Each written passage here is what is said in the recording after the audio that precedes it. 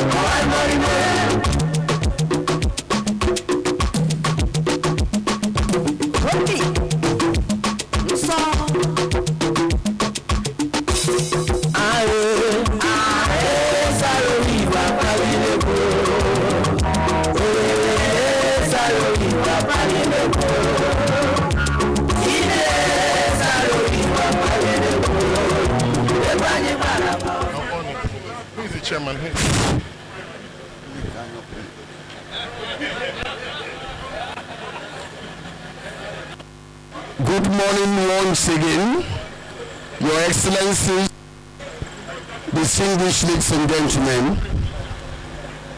We are about to commence this very historic program. We'd like to bring to the coordinating table our national chairman and the chairman of this occasion, the very respected, eminent former Secretary General of the Commonwealth of Nations and the chairman of Patriots, Chief Emeka Anyoku,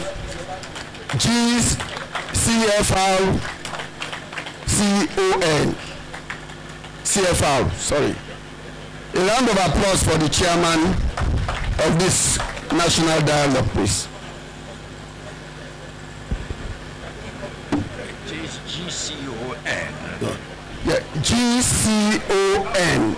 Please, pardon me for that error.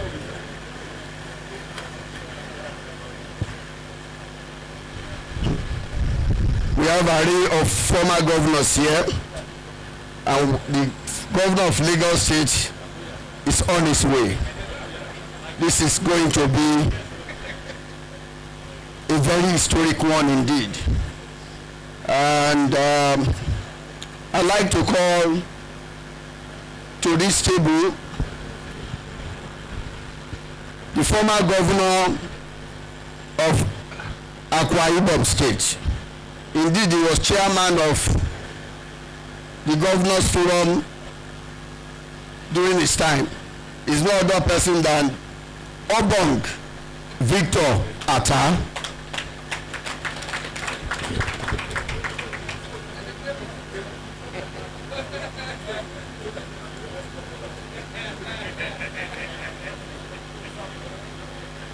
Well, let me respectfully recognize the presence of our very distinguished former governors who are here to intervene on the Nigerian national question. This question has been lingering for a long time, and today we are going to nip it in the bud. I must also call at this point from the far north a former governor and a serving senator from the far north, because this is a Nigerian meeting. It's not a southern meeting or just northern. So Nigeria must be represented here, and I have the pleasure to invite to the coordinating table the former governor of Sokoto State and a distinguished senator, Senator Aminu Tambuwa. You are welcome, Your Excellencies.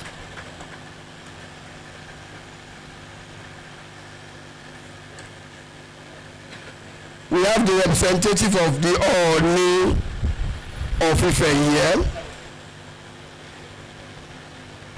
I'd like to appreciate and recognize his presence. The Ooni is here with us, and we have no choice than to invite the Ooni to the coordinating table. Please permit me to welcome HRM Oba Adewumi Sakania Olaibade, the Olu of Ayede Temidire Ife, representing the Ooni of Ife. Please come, take, let's. A round of applause for him, please. Take him. A round of applause for the representative of Ooni of Ife. You can come to.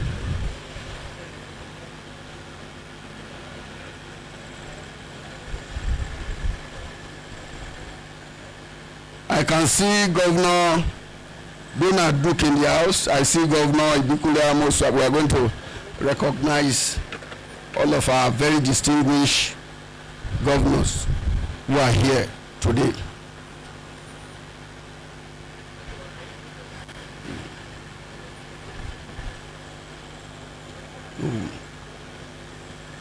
Anything.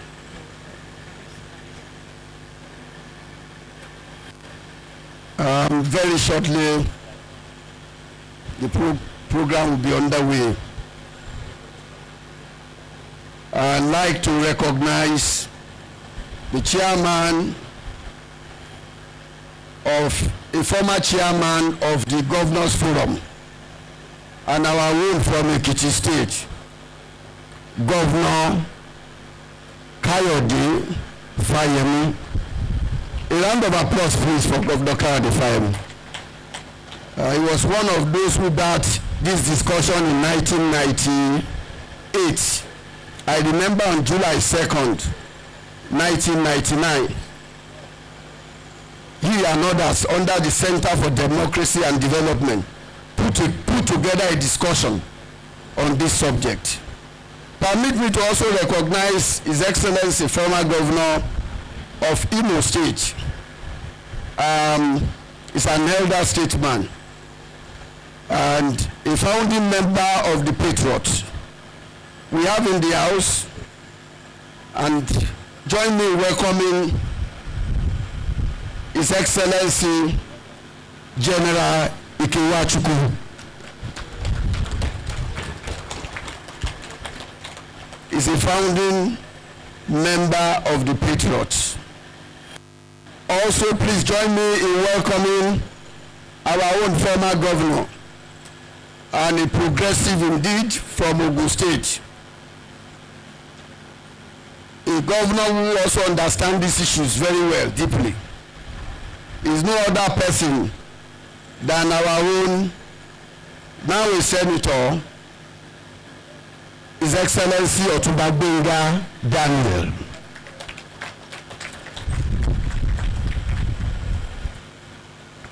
Again, I'd like to recognize and appreciate, Ogun State in Nigeria is one state you cannot undermine or ignore. And so we have in the House again a former governor and a former senator from Ogun State, Nigeria. That is the state in southwest, well, that first produced the president of the country, at least under a democracy. Is no other person than our own distinguished senator, former governor, Ibikunle Hamosu. A round of applause, please.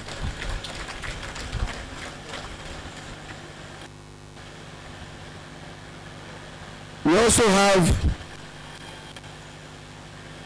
a progressive from Cross River State. Is our comrade and is a member of the Patriots. Someone who is highly respected by the Nigerian youth. Distinguished ladies and gentlemen, join me in welcoming to this event our own Governor Bernard Duke of Cross River State. Bernard Duke. We are from River State, an eminent Nigerian, a great citizen of this, a principled politician. All the way from River State, a former governor, and I think was also at some point the chairman of the Governors Forum. Please join me in welcoming to this great event someone who has given us so much of inspiration, Right Honorable Governor Rotimi Amechi. He's also a former Minister of Transport and former presidential aspirant and a lawyer now. A round of applause for you. We have in the House a former Minister of the Federal Republic of Nigeria for Finance. Is the chair of the organizing committee for this event, an elder statesman. Please join me in welcoming to this event Dr. K.I.K., Dr. Kalu Ijika Kalu, former finance minister under General Ibrahim Babangida. Again, I'd like to welcome distinguished members or delegates of the 2014 National Conference. But I want to single out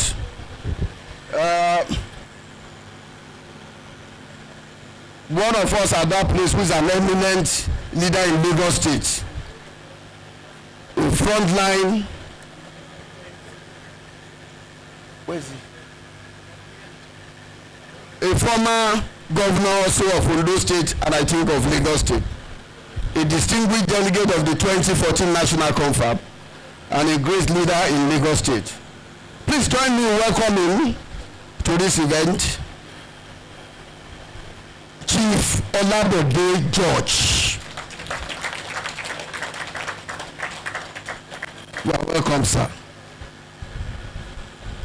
Again, we have a former governor in the House. I've just been told that from Delta State, we have another former governor, Chief James Ibori. Chief James Ibori is in the House.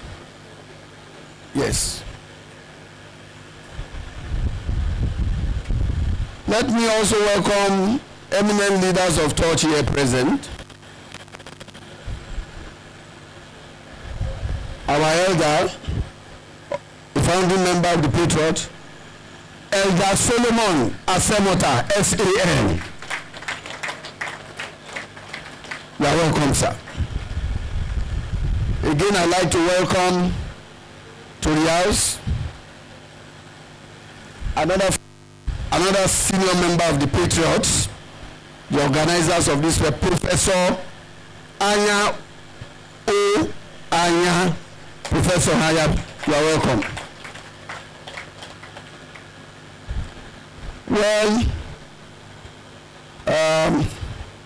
we may have to, I don't know, except I get, but we will have to do, well, in the house is a great icon, and the keynote speaker of today's event, a veteran on this subject, is no other person than our own Professor Mike Ozekome, S.A.N. Professor Mike Ozekome, S.A.N. C.O.N. O.F.R. Ph.D. You are welcome. That is the keynote speaker, and I'd like to bring him to join the coordinating table. Chief Mike Ozekome.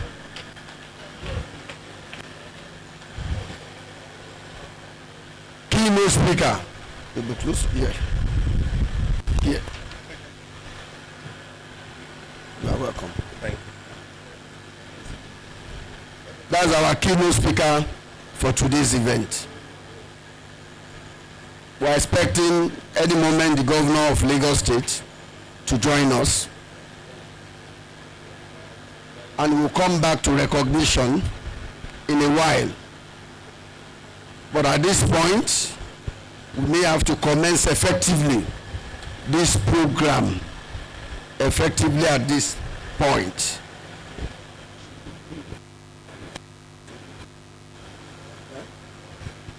Well, I have just instructed to bring our elder statesman and former governor of Imo State, Chief General Kewachukwu, to the coordinating table.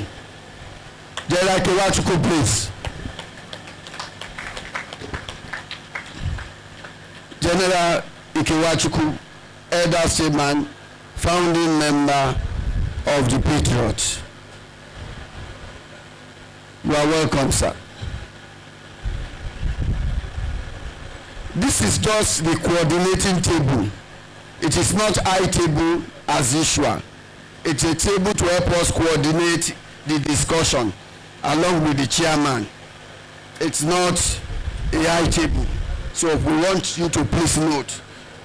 Why we are here essentially is to dissect very well the issue bedeviling our country. And then we all have time to speak, to intervene. All our former governors will have to intervene. Former presidents around will have to intervene. We have designed it to be a consultative meeting that will take the nation forward. So I'd like to thank you all. We are starting because the chairman is really on my nerve to say we have to start. That's our chairman for you. He's a stickler to time. He doesn't take nonsense. So Chief Emeka Anyoko has directed that we start immediately. So we are starting. I hear the governor is around, but then I don't know what to do now. Protocol. We want to take the national anthem. Do we allow the governor to come in, or we take it? Mr.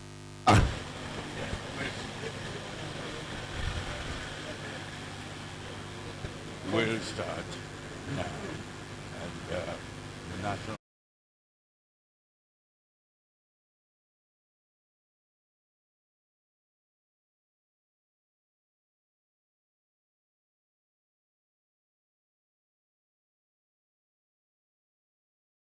Governor of Lagos State is here, so he's coming in. He's on his way in now. So we allow him to take his seat before the national, and so that we take it together. His Excellency Babajide Olusola Sanwo-Olu is here with us, and so we'd like to allow him come in just in a minute. Then we take the national anthem.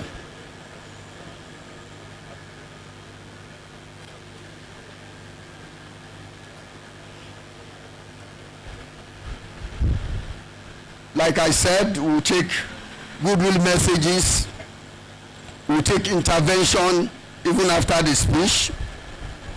We'll take goodwill messages.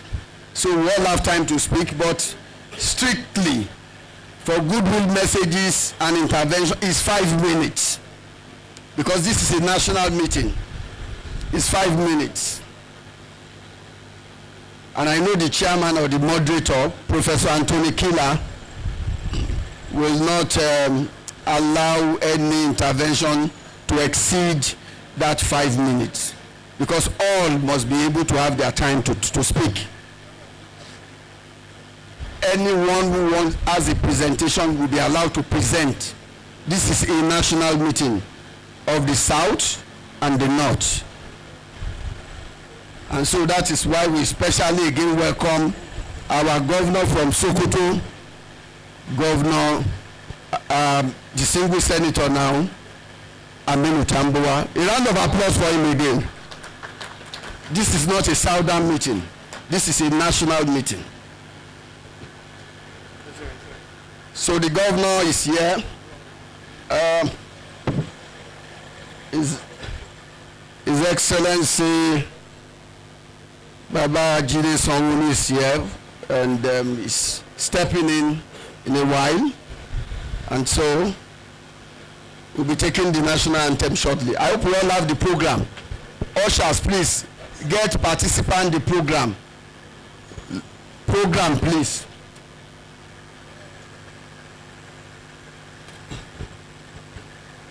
The governor of Lagos State is here. His Excellency Babajide Sanwo-Olu, you are welcome, Excellency. Please take the governor too.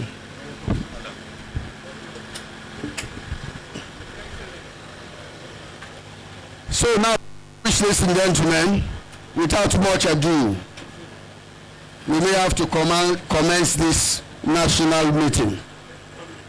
Without much ado, we'd like to welcome His Excellency the Governor of Lagos State, Babajide Olusola Sanwo-Olu. A round of applause for him, please. Sound, yes. May we be upstanding for the national anthem. National anthem, please. National anthem.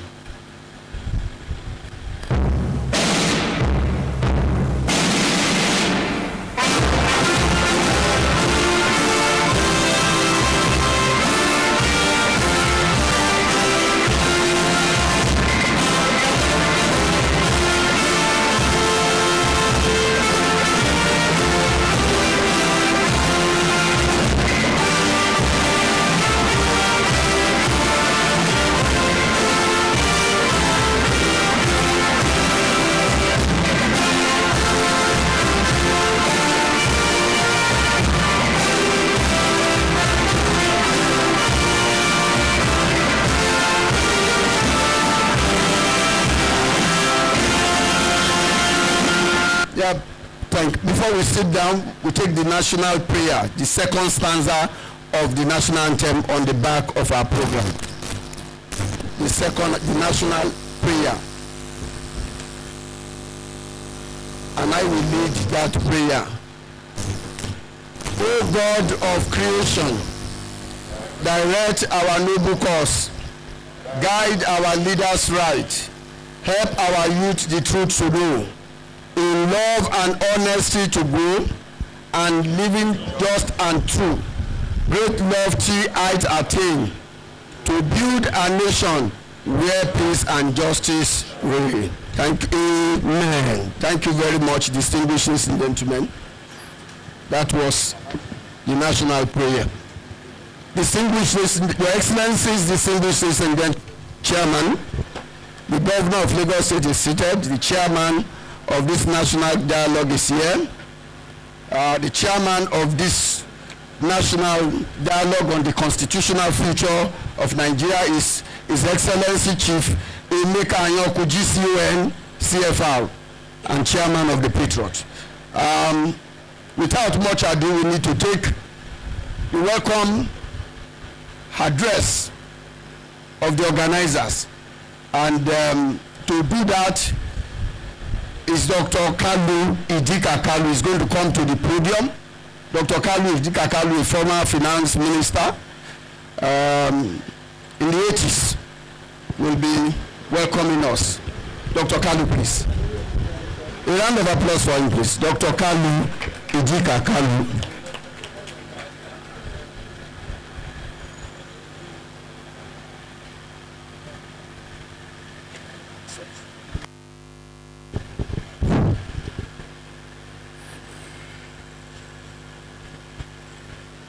Good morning, ladies and gentlemen. Our very distinguished chairman, Chief Emeka Anyoko. Wale says this is the coordinating table.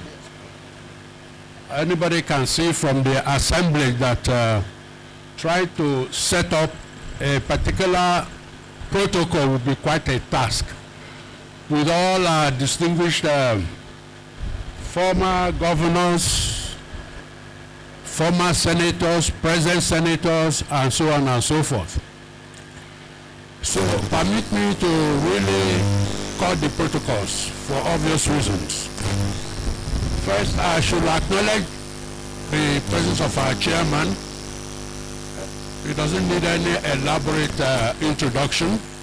Chief Emeka Anyoko, who is chairman of the Patriots, succeeding Prof Ben Nwabueze, and of course there are other distinguished holders of that position, Chief F.R.C. Williams,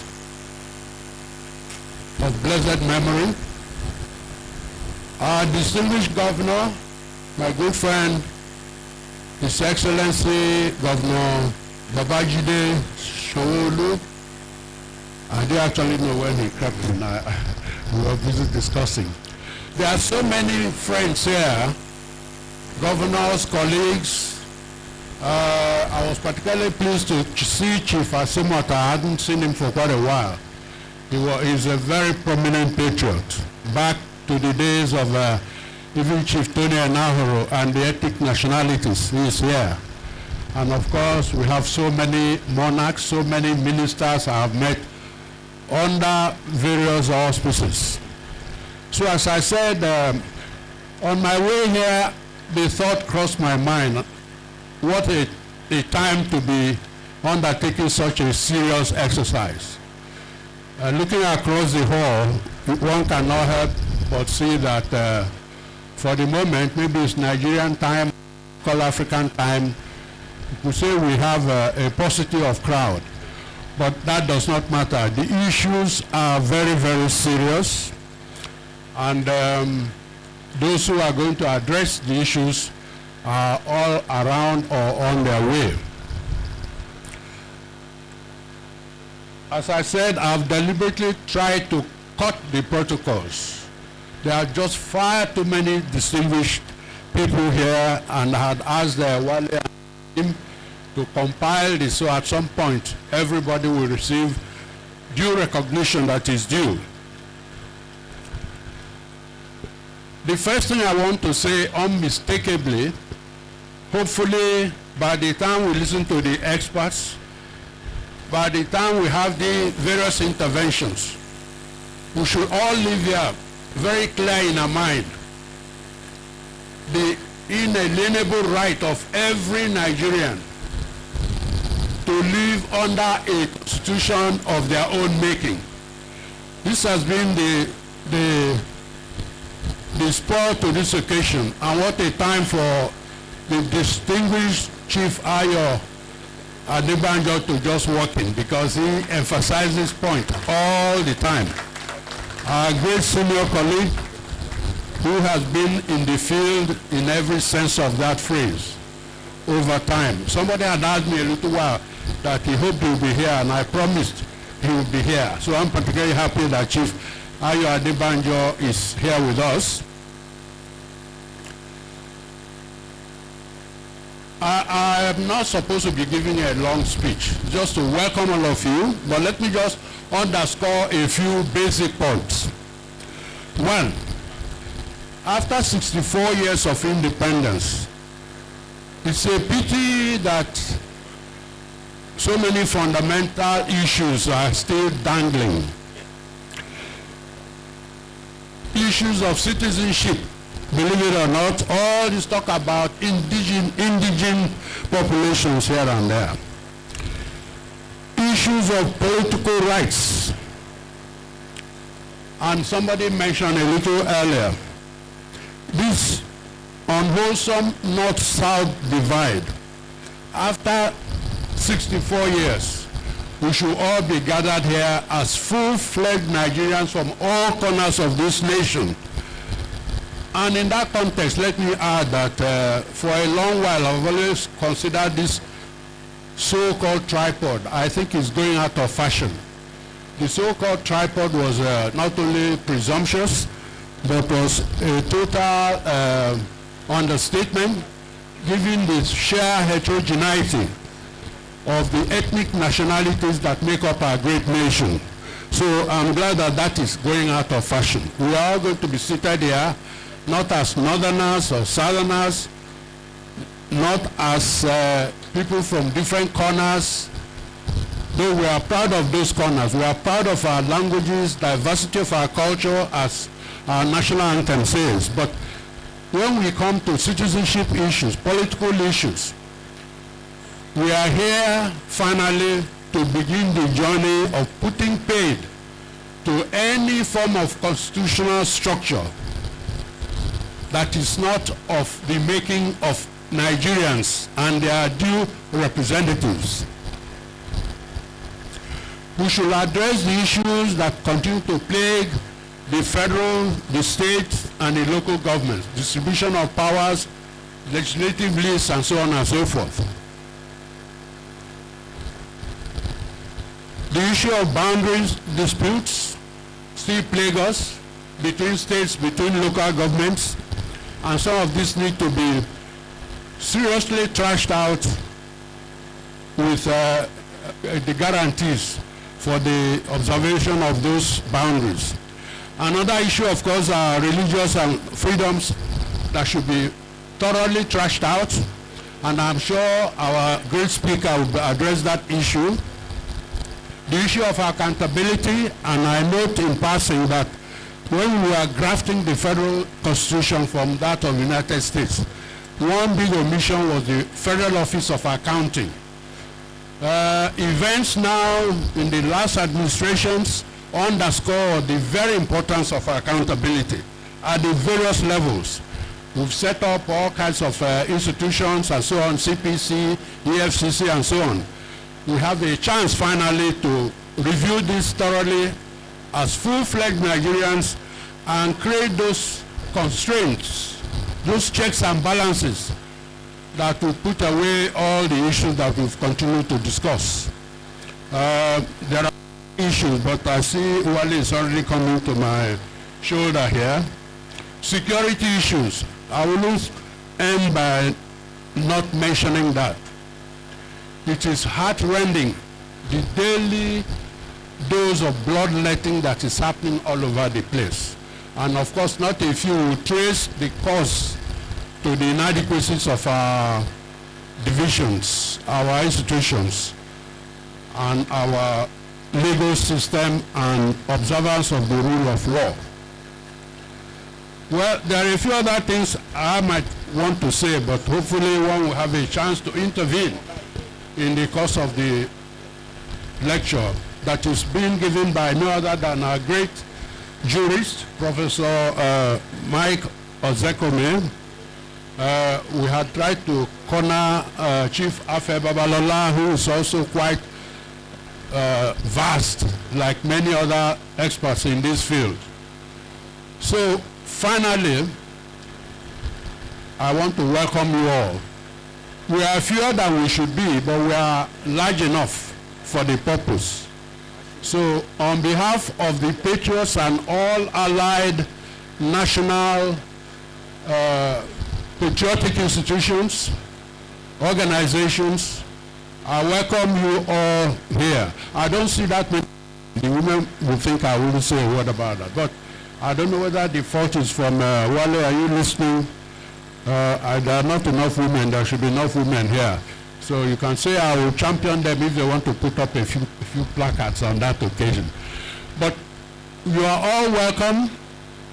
I thank Chief Emeka Anyoko. He's been indefatigable through all the sessions. Some of us got handpicked for all kinds of reasons over this Christmas and New Year season, but at least I'm happy.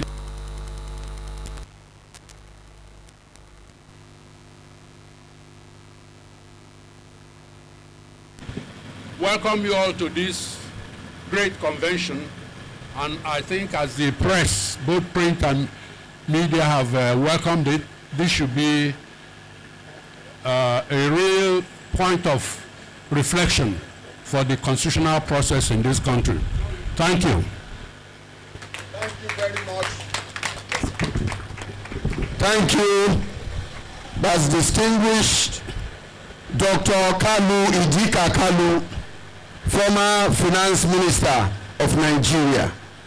Thank you for that wonderful tone-setting welcome address.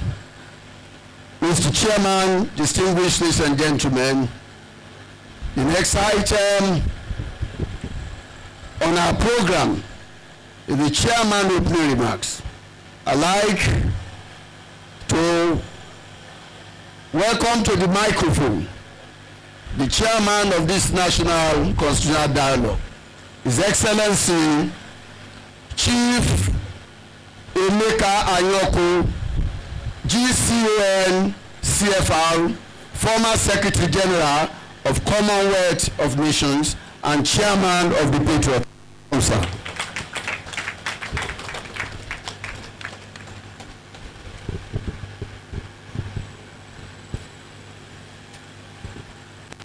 Host Governor, His Excellency Mr. Babajide Sanwo-Olu, Your Excellencies, former governors of various states of Nigeria, our most respected elder statesman, Pa Ayo Adebanjo,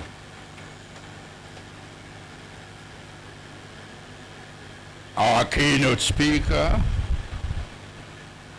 Professor Mike Ozekume, the representative of the Oni of Ife,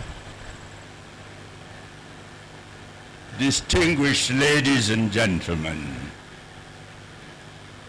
I would like to join Dr. Kalu Idika Kalu in welcoming you all to this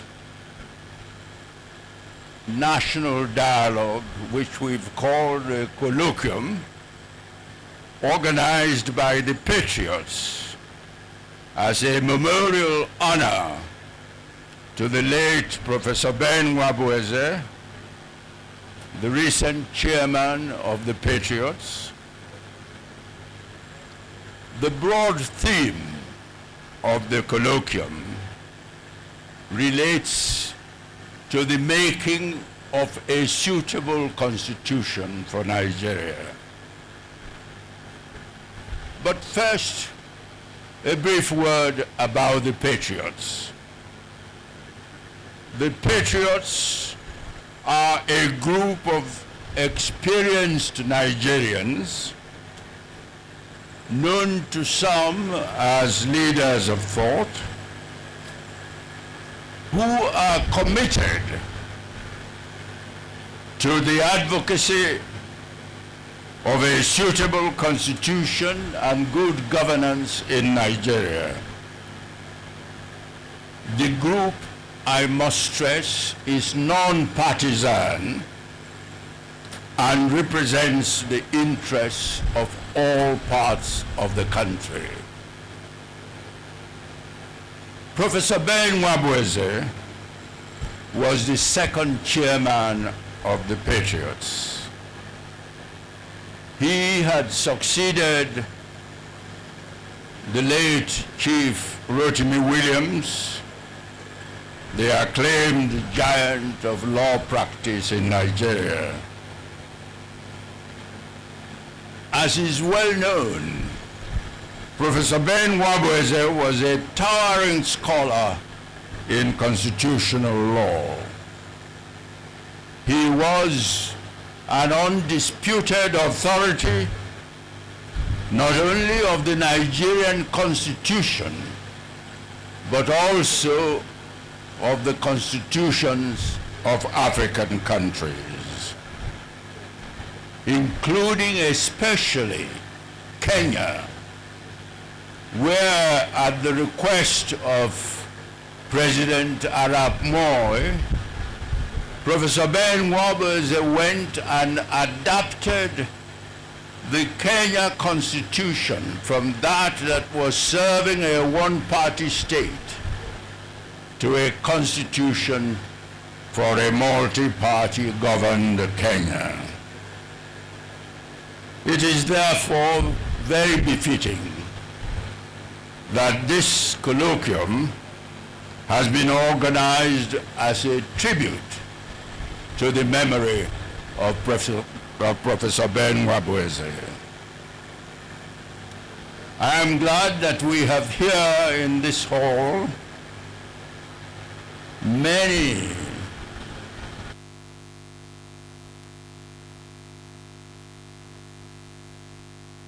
country, Nigeria,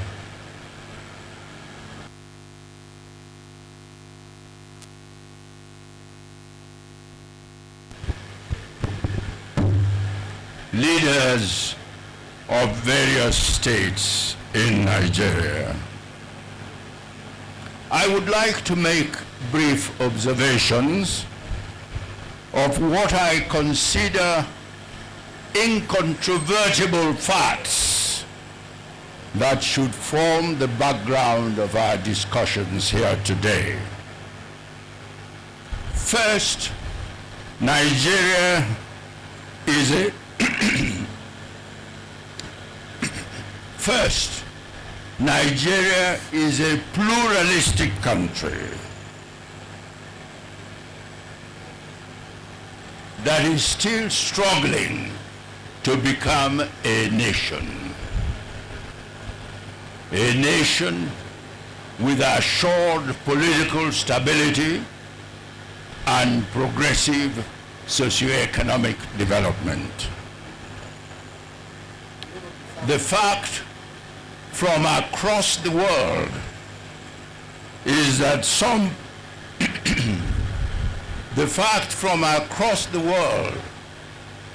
some pluralistic countries have succeeded in becoming nations,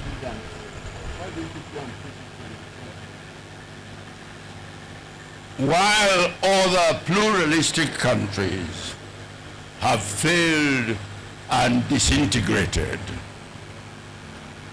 And the lesson from this is that pluralistic countries which have succeeded in becoming nations have generally practiced true federalism with considerable powers devolved to the federating units.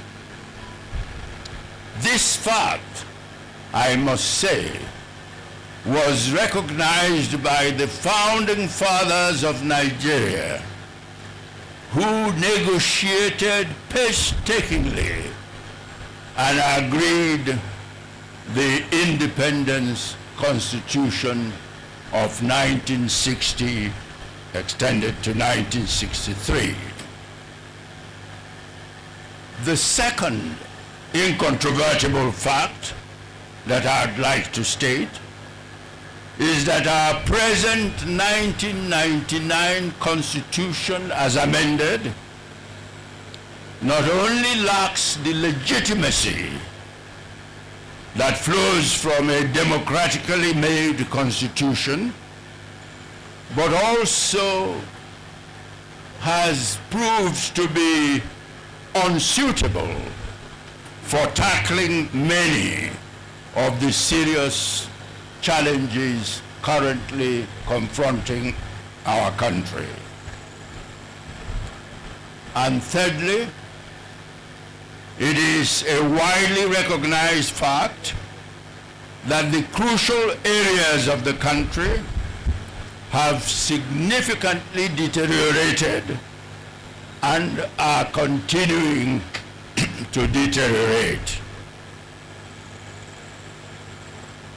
To mention just a few of such areas: security of the citizens' life and property,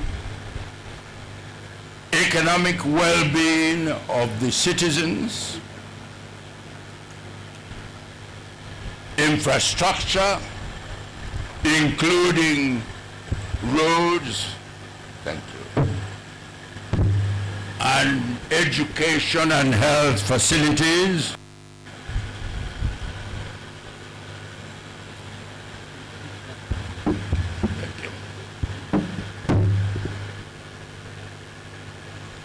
social cohesion and social values, and the sense of national unity. These are areas where significant deterioration has occurred over the years. I'd like to conclude my brief remarks by saying that there has been no shortage of opinions and prescriptions of the nature and content of what should be a suitable constitution for a pluralistic country. Many commentators have expressed the view that the 1960-1963 Constitution, as well as the recommendations of the 2014 National Conference, provide inescapable guide in this respect.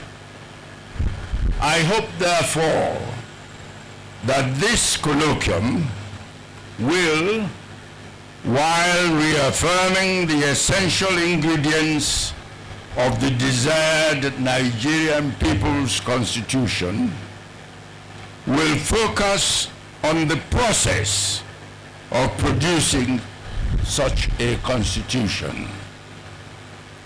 I believe that in this respect, we have only two options. Either we accept the 2014 National Conference as acceptable platform, or we go for a relatively inexpensive, directly elected Constituent Assembly on non-party basis for producing such widely desired constitution. I thank you all.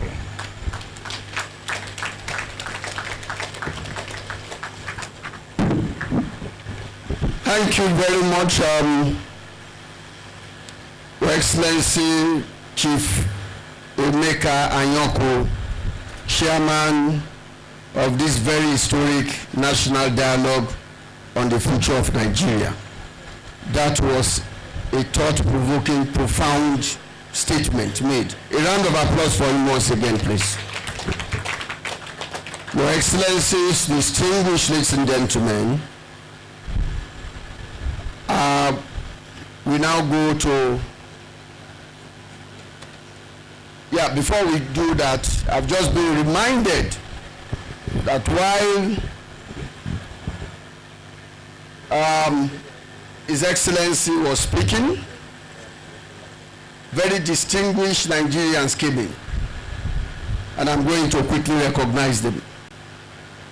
Our own leader is here, the leader of the Yorubas, Afenifere leader. Please join me in welcoming to this event Chief Ayo Adebanjo, the leader of Afenifere.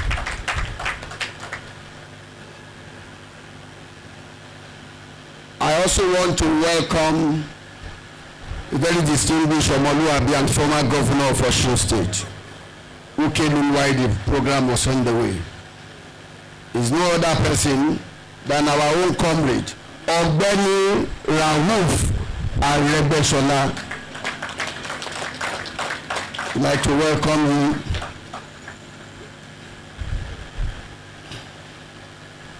Let me use this occasion to recognize and welcome members of the family of our deceased leader.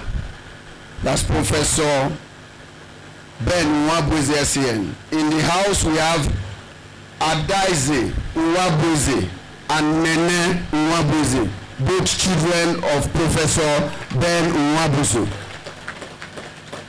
Please stand up for recognition and take a bow.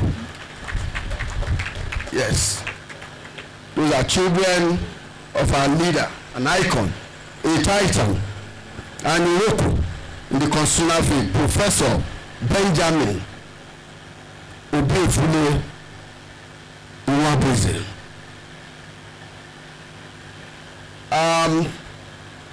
Now we go on to interventions from the coordinating table. His Excellency, the Governor of Lagos State, is here seated. And we'd like to welcome him once again. He will be the first on our program to intervene, though we have listed, but we have to. Just a minute, please.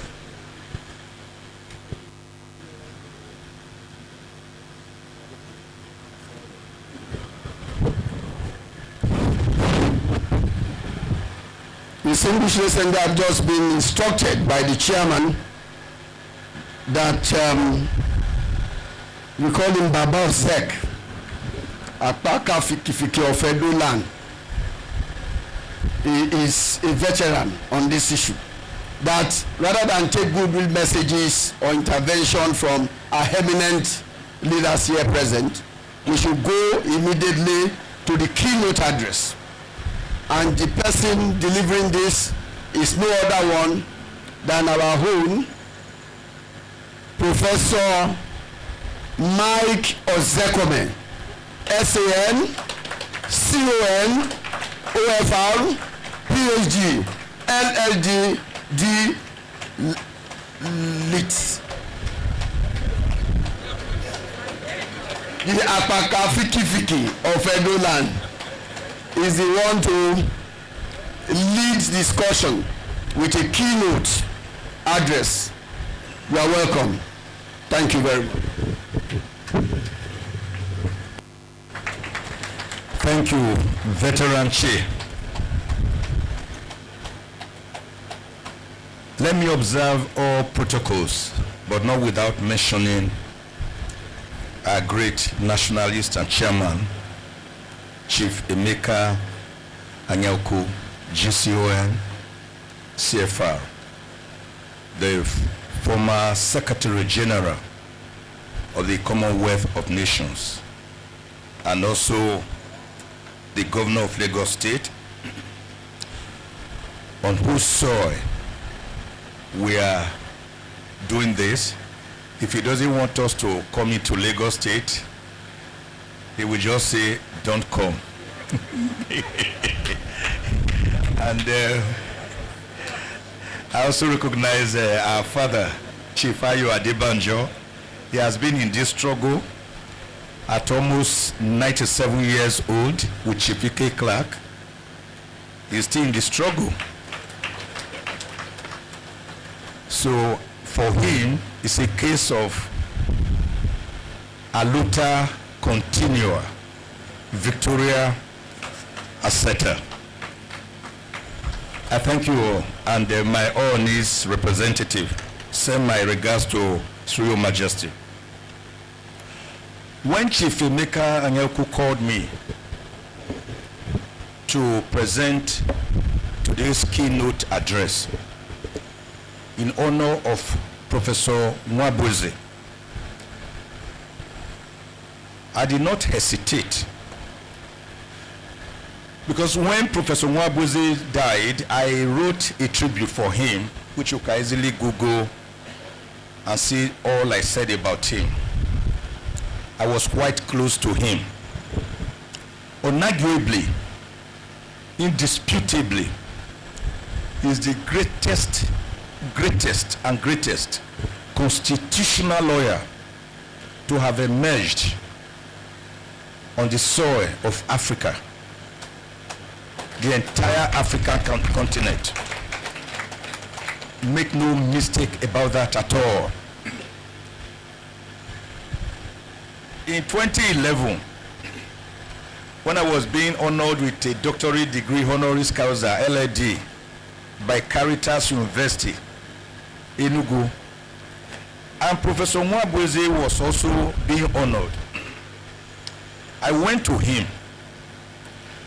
I said, sir, how can a Lilliputian like me be honored the same day along a giant like you? That I found it a misnomer. He said, no, my son, I've been reading you and I think I like what you are doing. You are not a Lilliputian. Continue to grow. Since that 2011, I became very close to Professor Nwabueze after reading all his books in my university and after university years. And we would argue. He would call me, he would tell Damien, his PA, he may be here now. He would say, call him at about 11:30 p.m. He would say, I read what you wrote yesterday in the papers. I don't agree with you. I would say, what are your thoughts, sir? He would say, don't worry, you will see my thoughts. I will publish them in the papers. Within 24 hours, Professor Nwabueze will publish his own thoughts, which by the time I will read, I will see that to him, I was really a Lilliputian. How he did it, I will continue to wonder, just as Professor Sage SCN was always wondering with me, how does he do it? So I think that even in his grave now, I think he must be writing. He wouldn't know that he has left this world. He will just be writing for angels. So Professor Nwabueze, sir, continue to write and educate the other world.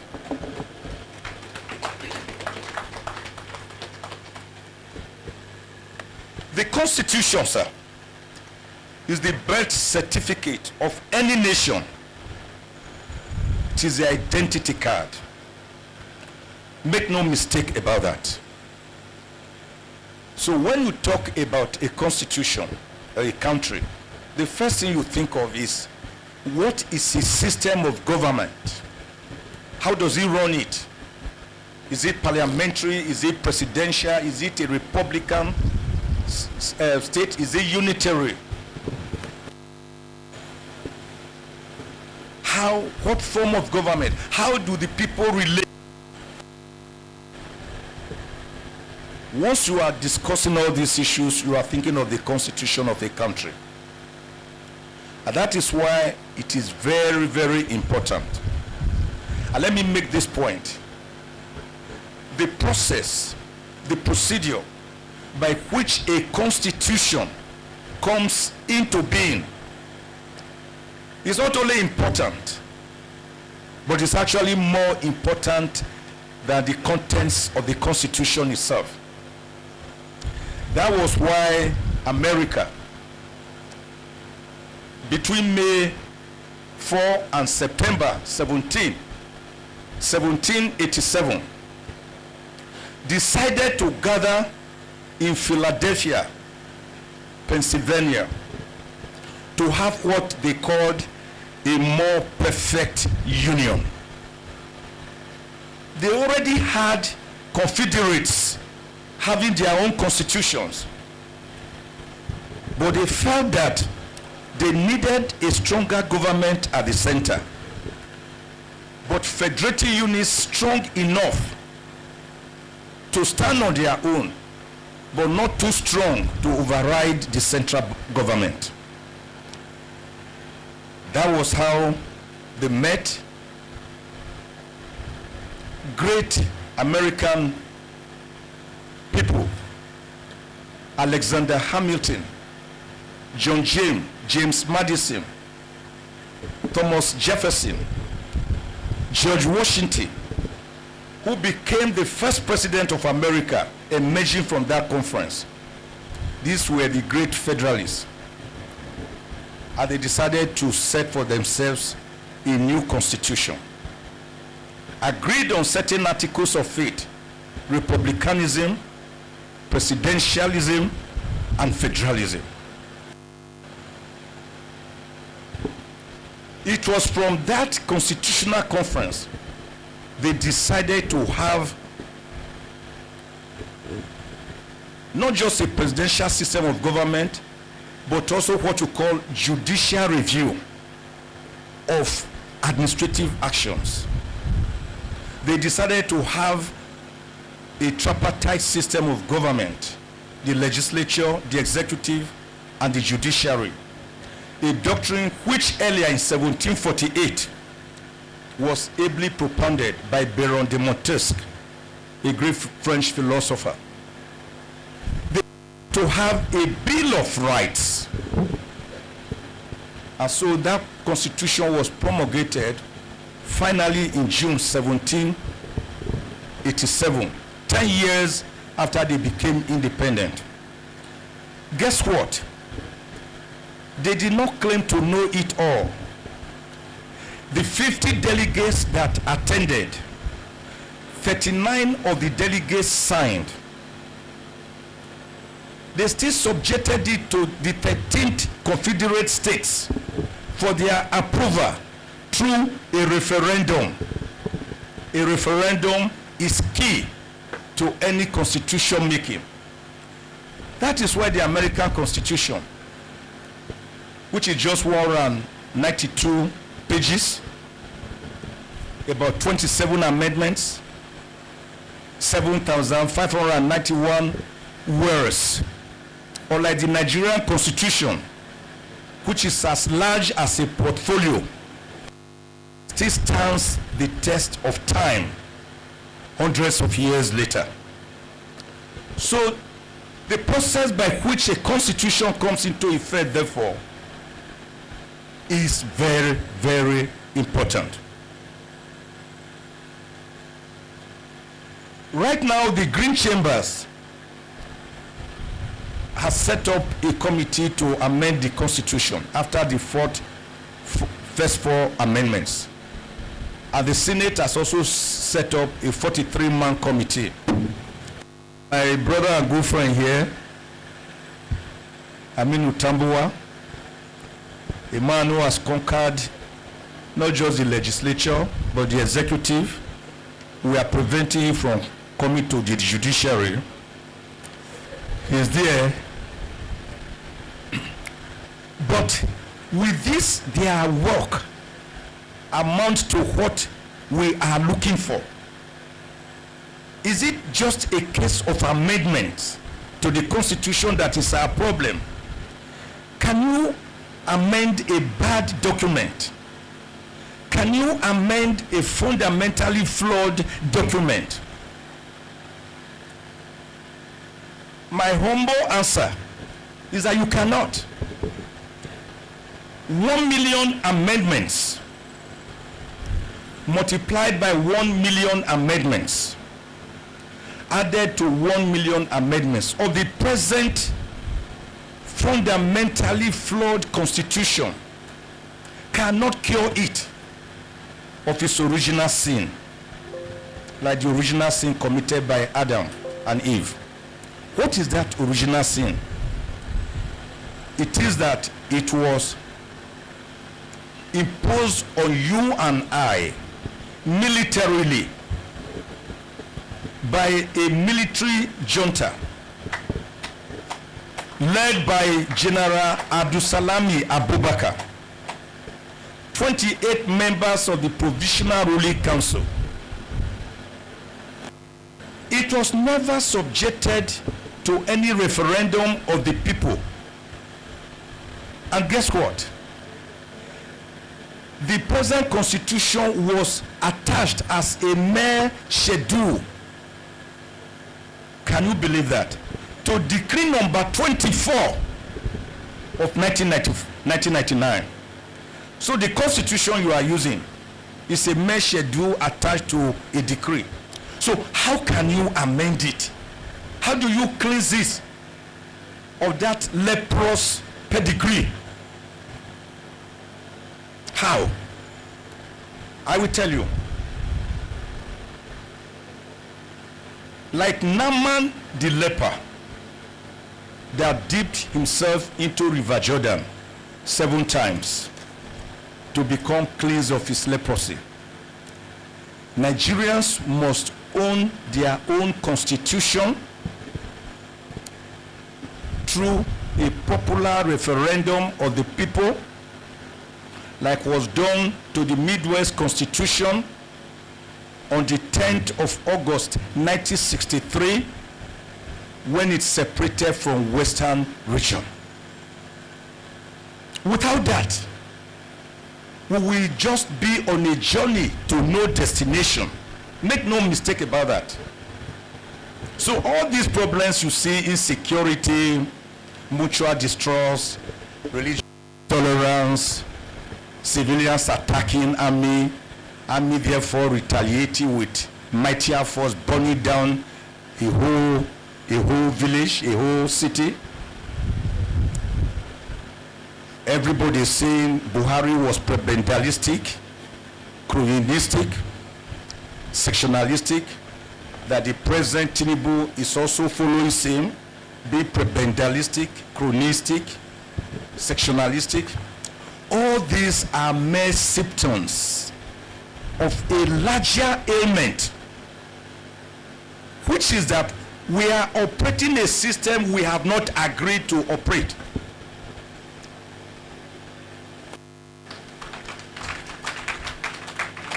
When Miss Flora Louisa Shaw on 8th January 1897 was giving Nigeria her name after the area around the Niger area, we were already existing as different nationalities within our domains. The Hausa city-states, the Igbo city-states, the Kanem Borno Empire, the Oyo Empire, the Ife Empire, the Benin Kingdom. The people had their system of government and governance. So, to cobble together such a people without giving them a say, as Lord Lugard did on the 1st of January 1914, when he brought together the northern and southern protectorates to found Nigeria and the Lagos colony. Forget that agreement was to last for 100 years, which expired on the 1st of January 2014. Can we not sit down to renegotiate our nationhood? We can believe in ourselves. That is the national question. That is why no one believes in Nigeria. Rather, Nigerians believe in their unions. Drive across on a Saturday or Sunday, you will see union, Bra Union, Ijo Union, Esako Union, Birom Association, TV, Diaspora Union. The reason is that people believe more in their home states than a country called Nigeria. When you want me to fill a form, and after asking me for my name, and you further ask about my religion, then you ask about where I come from and the language I speak, you are already profiling me. Not as a Nigerian, but as someone who comes from that enclave. And guess what? What you are going to get will be what they see there. So when I hear the Yorubas, some of them are still complaining today that they are being marginalized. I say, The Northerners, Hausa, Fulanis are complaining of marginalization right now. The Igbos, their cases well known, have always been on at the receiving end, being marginalized. Then I ask, what of myself, a minority, being a minority, from a tiny village called Ivukwe near Agenebode in Esako, East Local Government Area? What do you want me to say? Because Abiola said the bigger the head, the bigger the headache. So my headache is bigger. So we are therefore going to look at some of the issues now, how we can solve this problem, which we have highlighted, so that we can move forward. Now, Professor Nwabueze gave us a very beautiful treatise as to how we can bring about a people's constitution.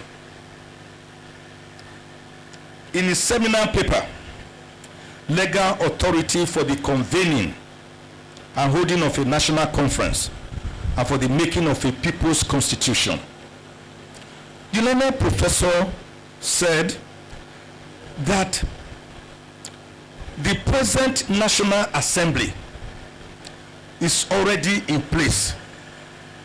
You are happy because I say you are already, because your fears have always been that in trying to bring about a people's constitution, we are going to sideline the National Assembly. It is not possible. It is a reality. Because the National Assembly itself came into being. Elections were held in 1999, even before the 1999 Constitution. So the elections were held with the Constitution. So the emergence of the National Assembly, therefore, was based on the will of the people, what we call salus populi suprema lex. The will of the people is supreme. So Professor Nwabueze therefore theorized that because the National Assembly is in place, they have the power to convene and conduct a national conference. And that what they should do is that they should look at their powers beyond the power to alter the Constitution in sections 8 and 9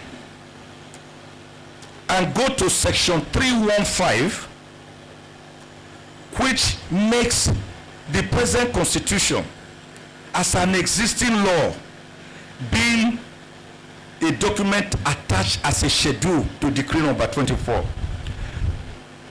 And that the National Assembly should yank off the Constitution from that schedule under using section 1, subsection 1, and then simultaneously replace it with a brand new Constitution, doing away with the schedule, with the military dictatorship aura.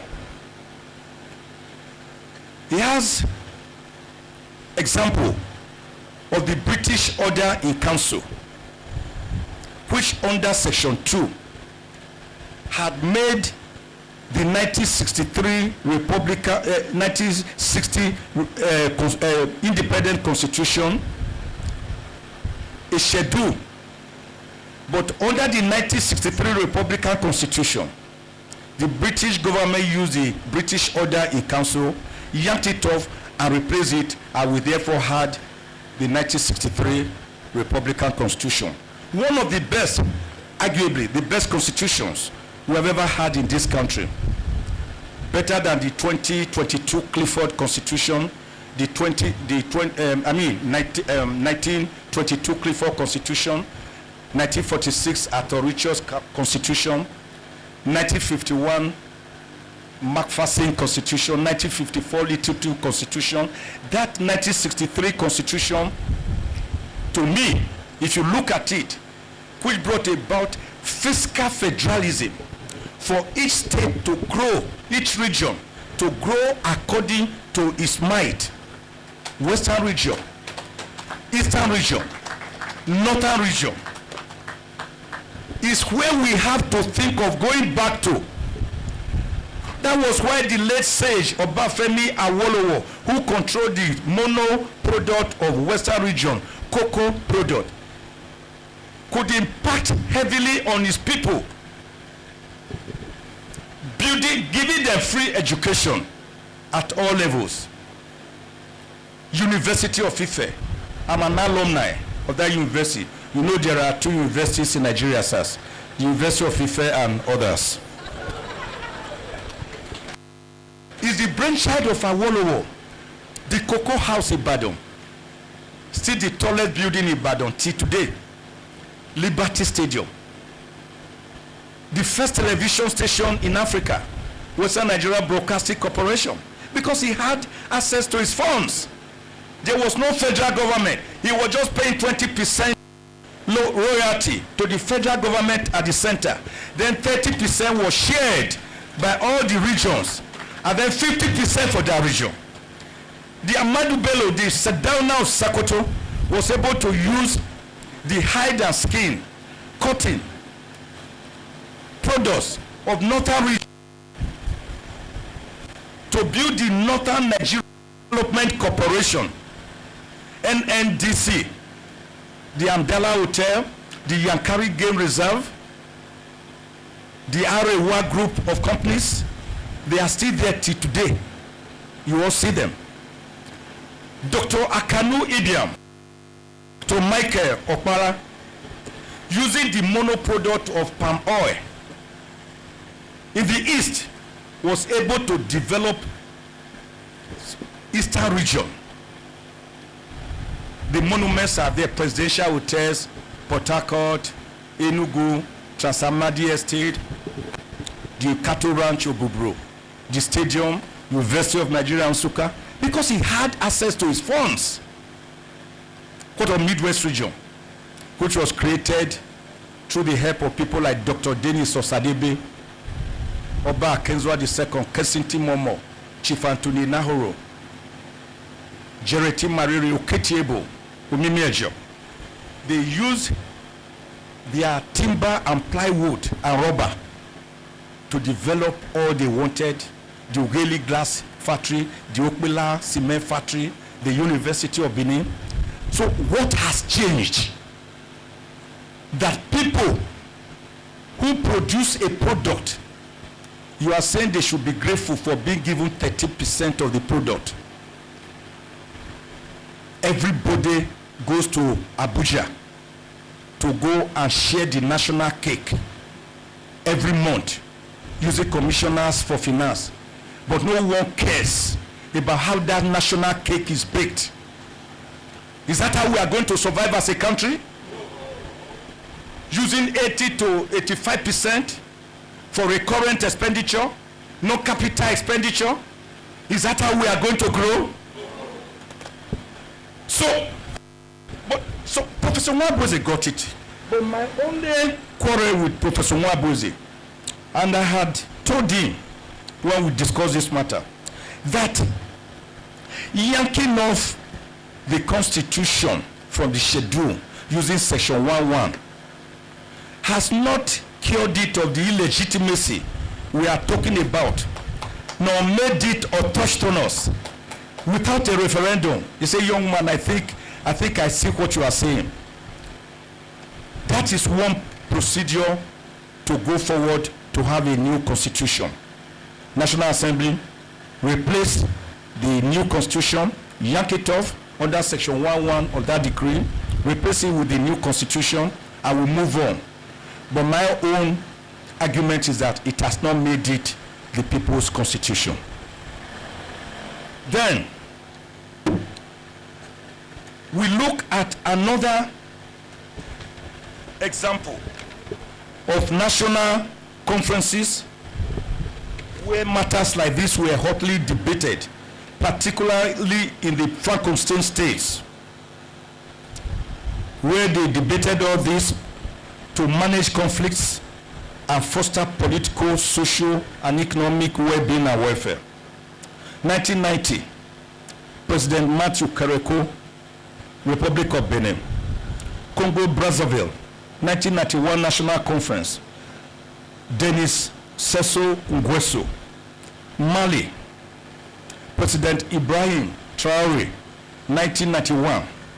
Togo, 1990, President Gnassingbé Eyadema. Democratic Republic of Congo, of President Mobutu Sese Seko, 1991 to 1992. Then let us now look at procedure through the National Assembly. My take on this is that the National Assembly has a big role to play in bringing about a people's constitution. What are the ingredients they will use to cook this people's soup? I have talked about the 1963 Republican Constitution. The beautiful provisions are there. They are not dead.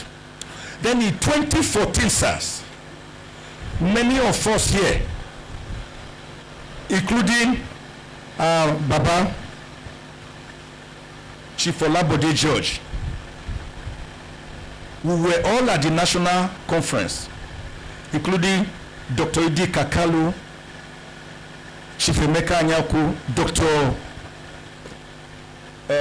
General Ike Nwachukwu, our own Papa Obongata.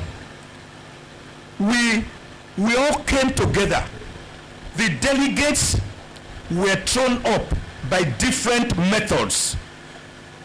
Listen, 2014 National Conference qualifies as a constituent assembly of the people. You do not require to waste further funds and energy looking for others. The reason is that the 492 members were thrown up by the people themselves, and you can throw up people through election and selection. For example, the people that came from Ogun State, I do not know how they emerged, but I am sure that the governor there certainly knew how their people emerged to represent them at that conference. Local governments were represented, states were represented, elder statesmen and women, market men and women, the civil society, students were even there. The disabled, they were there. Military, police personnel were there. The diplomatic corps were there. Federal government itself was represented. Traditional rulers.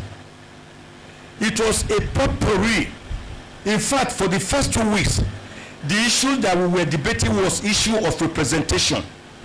Where we were represented, we fought and fought and fought. All agreed, sirs, you are all here. We all agreed that the representation was good and representative enough of our nation, because ethnic nationalities were represented. Afenifere, the Middle Belt people, Ohanese, they were there. Arewa. So every segment, professional groups, private and public sectors, we were all there.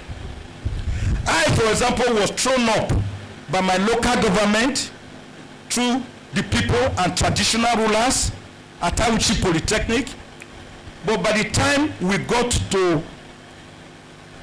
Abuja, my name had been removed by powers that be. And when the then president, Ebele Jonathan Goodluck, heard of it, he said, no, why? This young man has something to contribute. So they had to put my name. They attached it as an addendum. Can you all remember? So most of you, all of you were at that national conference, they gave me the nickname addendum. So I became an addendum. In other words, so that 2014 national conference qualifies as a constituent assembly or constitutional conference of the people. The over 600 recommendations they made, some of them were for mere executive implementation, some were constitutional. And I was lucky to be elected or appointed by the Committee on Judiciary and Human Rights to head the subcommittee of how to bring about a new constitution. And our recommendations are there. Why are we afraid to look at them? So my take on this, therefore, is that the National Assembly stake comes in now, sir. Just promulgate a law setting up what I call a National Referendum Commission, NRC, National Referendum Commission. That commission define its powers. Don't put a no-go area like Ibrahim Babangida once did. Let them get to work. The ultimate being to aggregate together the beautiful decisions of the 2014 National Conference, the beautiful provisions of the 1963 Republican Constitution, and the beautiful work you are currently doing in your own amendment based on your memorandum that you have. Let the National Referendum Commission look at all of them and work on them to give Nigeria a constitution. And what to do within 6 months. This law we are talking about, sir, you can do first reading, second reading, third reading. We have seen you do it on some occasions, first reading, second reading, third reading, on an urgent matter. The entire of this process that can take Nigeria forward can be finished and concluded, sir, in 6 months. I can help to drive it. 6 months. We will have a new dawn for this country. And then what happens thereafter? Simple. Then look at the collated document in the form of a constitution using section 5 of the constitution, which is executive powers after a referendum of the people, ayes or nays. That's what a referendum means. Ayes or nays. Do we still agree to continue with our presidential system of government, which is energy sapping and draining? Nay. If nay, what? Is it parliamentary system of government? Yes. And then the National Assembly will get that clear. There will be no problem about that. So, can this be possible? Yes, sir. As a lawyer and historian, Iraq did it, constitutional referendum, on the 15th of October, 2005. Kenya did it on, we call it their own official referendum, on the 4th of April, 2010. Iran did it through their constitutional referendum on the 3rd of December, 1979, after the Ayatollah Khomeini regime. Bangladesh did it through a constitutional referendum on the 15th of September, 1991. The people voted 83.6% to go their own way. Morocco did it on the 1st of July, 2011. Egypt did it on the 15th and 14th of December, 2012. Eritrea did it through a constitutional commission in 1994. I've already given you the American example of 1787, between May 14 and September 17, when they had their constitution, which is a living document. So we can count, sirs, en masse. Many countries that have done this. Russia, Pakistan, UK. Remember the Brexit, when Britain decided to leave the European Union on the 23rd of June 2016. Remember Chile. Remember Denmark, Romania, Spain. All of them, Singapore, Taiwan, Norway, Greece, Hong Kong, Mexico, Italy. All of them at one time or the other, including Australia, at one time or the other, they subjected their constitutions to the people's referendum. And then, because of that, the constitutions became autochthonous, homegrown, indigenous, respectable, acceptable, legitimate, and believable by the people. All the qualities of which the present 1999 constitution clearly lacks, having been militarily imposed. What are those things we expect in this new constitutional dispensation? Very quickly, sir, so that I don't take much time, sir. Thank you, Chair. I humbly prefer solutions as follows.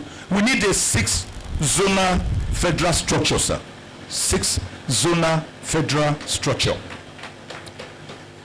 The 6-zonal federal structure, because people are always jealously guarding their present domain. They don't want their states to go. Leave states as federative units, no problem. But have 6-zonal structure, which are directly overseeing the states. Each of these, there will still be a central federal constitution. Then the zonal will have their own constitutions. Each state will be permitted to operate and own its own police force and court systems up to the Supreme Court of a state, as you have it in America.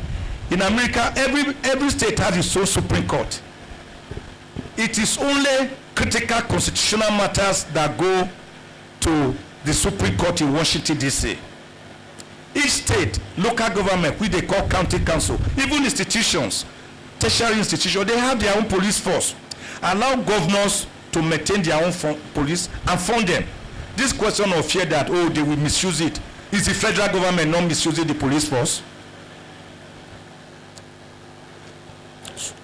Create Supreme Courts for the sub-regional groups to handle matters that come from the 36 states. Just as you have the Western Region, can you remember Western Region Court of Appeal? We used to have it. Cases came from the Western Region, finally to the Western Region Court of Appeal. Before, in those days, you talk about the Privy Council and Supreme Court in Lagos. Why should a person steal a piece of fish in a small village in Buguma or Kaura Namoda have his case finally ending up at the Supreme Court in Abuja? It's so meaningless and wasteful. I suggest here that states should be granted full control over their resources and pay 30% to the central government at the center to be able to carry out its functions, which I will itemize. Vulnerable groups and gender must be given equality in our national affairs, particularly women. I am here advocating that the National Assembly is too unwieldy.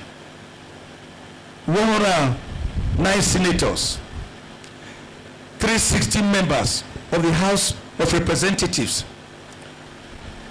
They drain the scarce resources of the country. When Niggi speaks, his original offense or sin like Adam and Eve is, why did you say it? What is the solution? The present constitution, they actually say, if you sit for 6 months in a year, you have already passed. So either you abolish one of the twin bicameral legislature, either you abolish the green chamber or the red chamber, or allow them to sit on part-time basis, so that when you sit, they a day. When you don't get it, you will see people who transmute easily from governors to senators. Some of them will decide to better go into farming, which is more profitable. How much am I going to be receiving for honorarium by sitting? I'm running up. Thank you. So we should have it that way. There should be power rotation constitutionalized between the North and the South. We should create special constitutional and anti-corruption courts so as to revamp our decaying electoral process.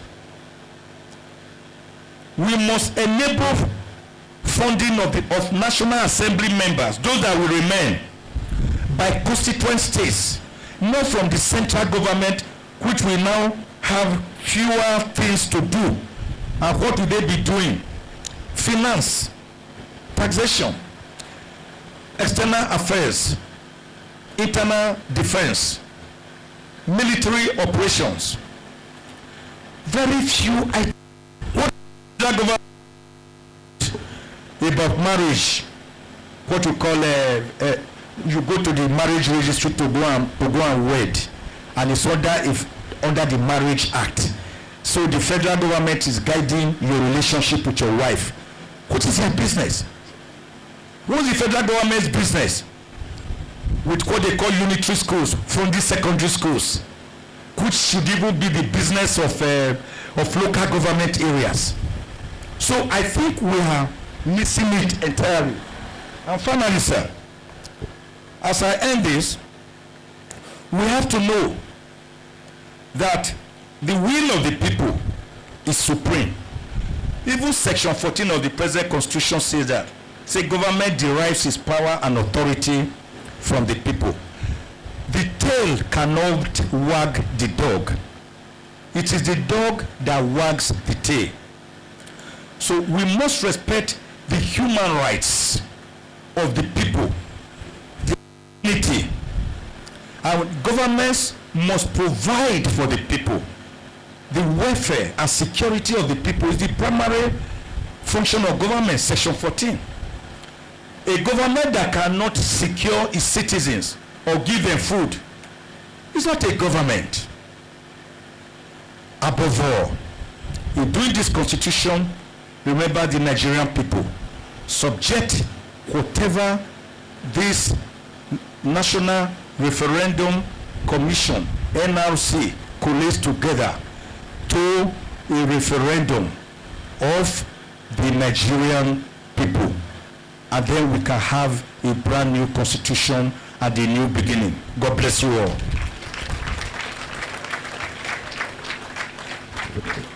A round of upstanding ovation, please, for the keynote speaker.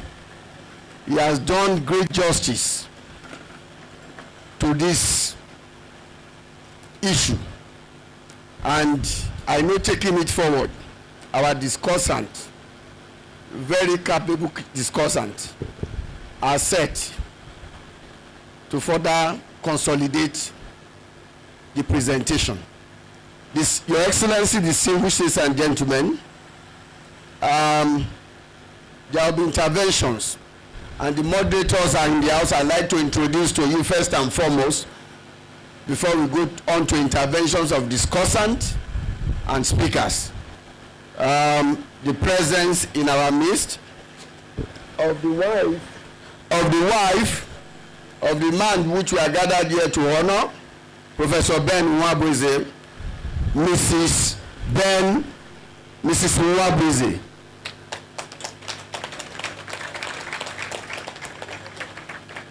You are welcome, madam. We also have in the house the Secretary to the State Government of Lagos State, no other person than an erudite scholar herself, Lady Abimbola Salu. A round of applause, please. The SSG of Lagos State. She's a lawyer too, a veteran one for that matter. Let me also recognize the North. I call him the North. He's our comrade. He's been with us since the days of Chief Tony and now in Ponako. He's no other person, young but vibrant. Alhaji Shetima Yerima, President Ariwa Youth Consultative Forum, all the way from Kaduna. You are welcome.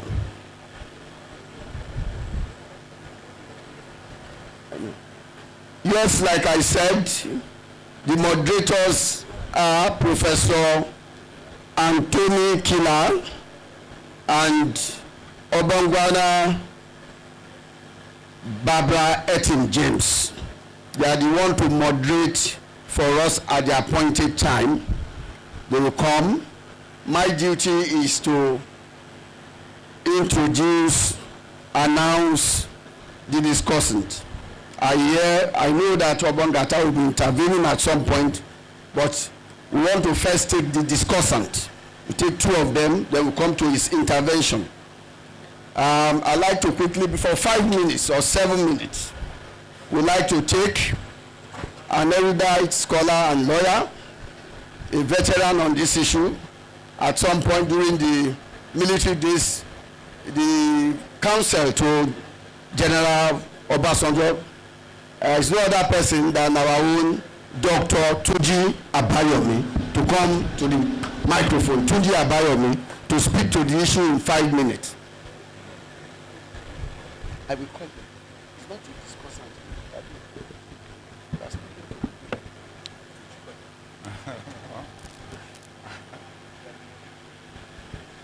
I'd like to pay my regards, hello sir, to the many distinguished leaders of the Federal Republic of Nigeria that are gathered together, particularly, sir, the chairman of this occasion, Chief Anyoku. I think the nation is actually very lucky in the sense that when you look at the eminence and the fecundity of citizens in the world, I believe Nigeria stands up. That is why our children are making waves in every country of the world. The issue of the Constitution, I have interacted with Professor Nwabueze. I think my first outing with him was 1996, when I accompanied him to the burial of Dr. Nnamdi Azikiwe in the East. And since that time, we have been speaking about the Constitution. So I'm going to, my discussion, I have a paper, I have given the paper, but I'm not going to talk about the paper, I will talk from my head. I'm going to talk, it's going to be an interaction. And I'm going to go by questions. The first question is, what really is wrong with the Constitution? If you look at the content of the Constitution, it looks very neat, it looks beautiful. But there's a problem. I was in the villa one morning, I think Obiose Kwezili was there too, and Bruce. During President Obasanjo's regime, and we were discussing the Constitution, and I said, the 1990 Constitution is an imposition. And President turned that and said, 1979 constitution is the best constitution we had, and so on and so on. He went on and on and on. And I turned and I said to him, 1979 constitution, it is nothing but a fruit of a poisonous tree. That's what I said. And he banged the door and he said, don't allow that madman to come to this villa anymore. So why is the constitution, what's the problem? The problem is there are two. The first thing is when the military gave itself legislative powers, it gave itself the power to make law, not the power to make constitution. Even look at our constitution, it says, we the people hereby, the military itself says that the validity of the constitution is if it comes from the people. That's said, we the people, although it didn't come from the people. That's the first problem. The second problem is illegal. I will give you a simple example, sir. Assuming we have a cocoa farm. One of us is a soldier. One of us is a diplomat chairman. One is a teacher, one is a nurse, and one is a lawyer. And we want to farm. The question is, how do we manage it? Look at Nigeria as that cocoa farm.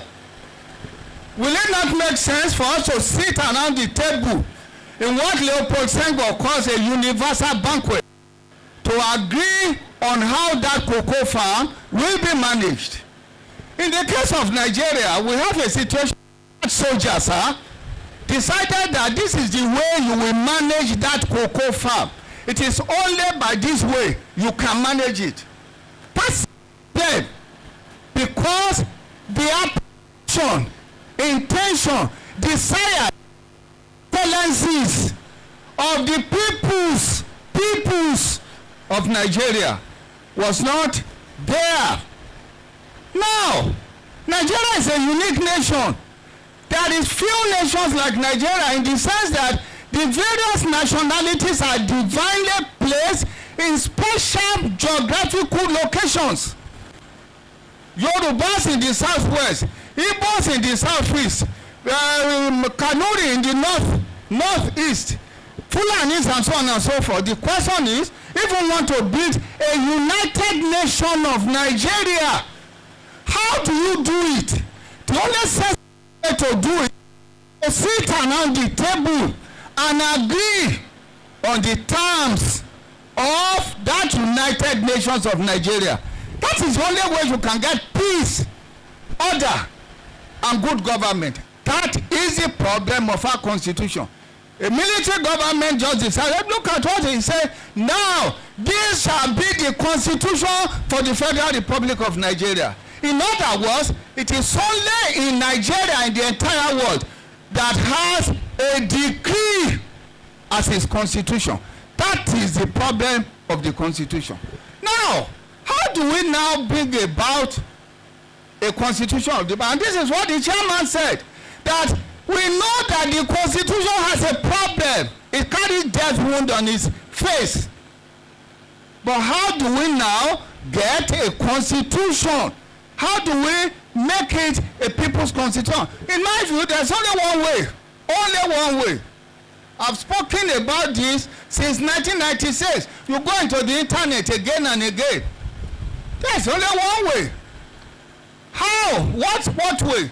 The first thing we must recognize is that, for example, Britain has a government, but it has no written constitution. So what legitimizes the British government? It's very simple. The votes of the people.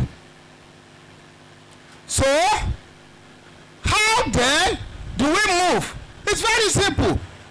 Ozakome has already told us, and this is true, that all the governments of federation came into existence before the 1999 constitution. We came into existence 12 midnight of May 29, 1999. In other words, it wasn't even the Constitution that gave us government. Contrary to the norms, like I said here, there are some principles we must recognize. First, it is not a government that gives a nation a constitution. Rather, it is a constitution that gives a nation a government. Government itself is suffering the consequences of a constitution. I repeat, it is not a government of a nation that gives a nation a constitution. It is a constitution that gives a nation a government. In our case, it was a government that gave us a constitution. Number two, it is never the content of a constitution that validates or legitimizes a constitution. It is always the procedure adopted in making a constitution that legitimizes it.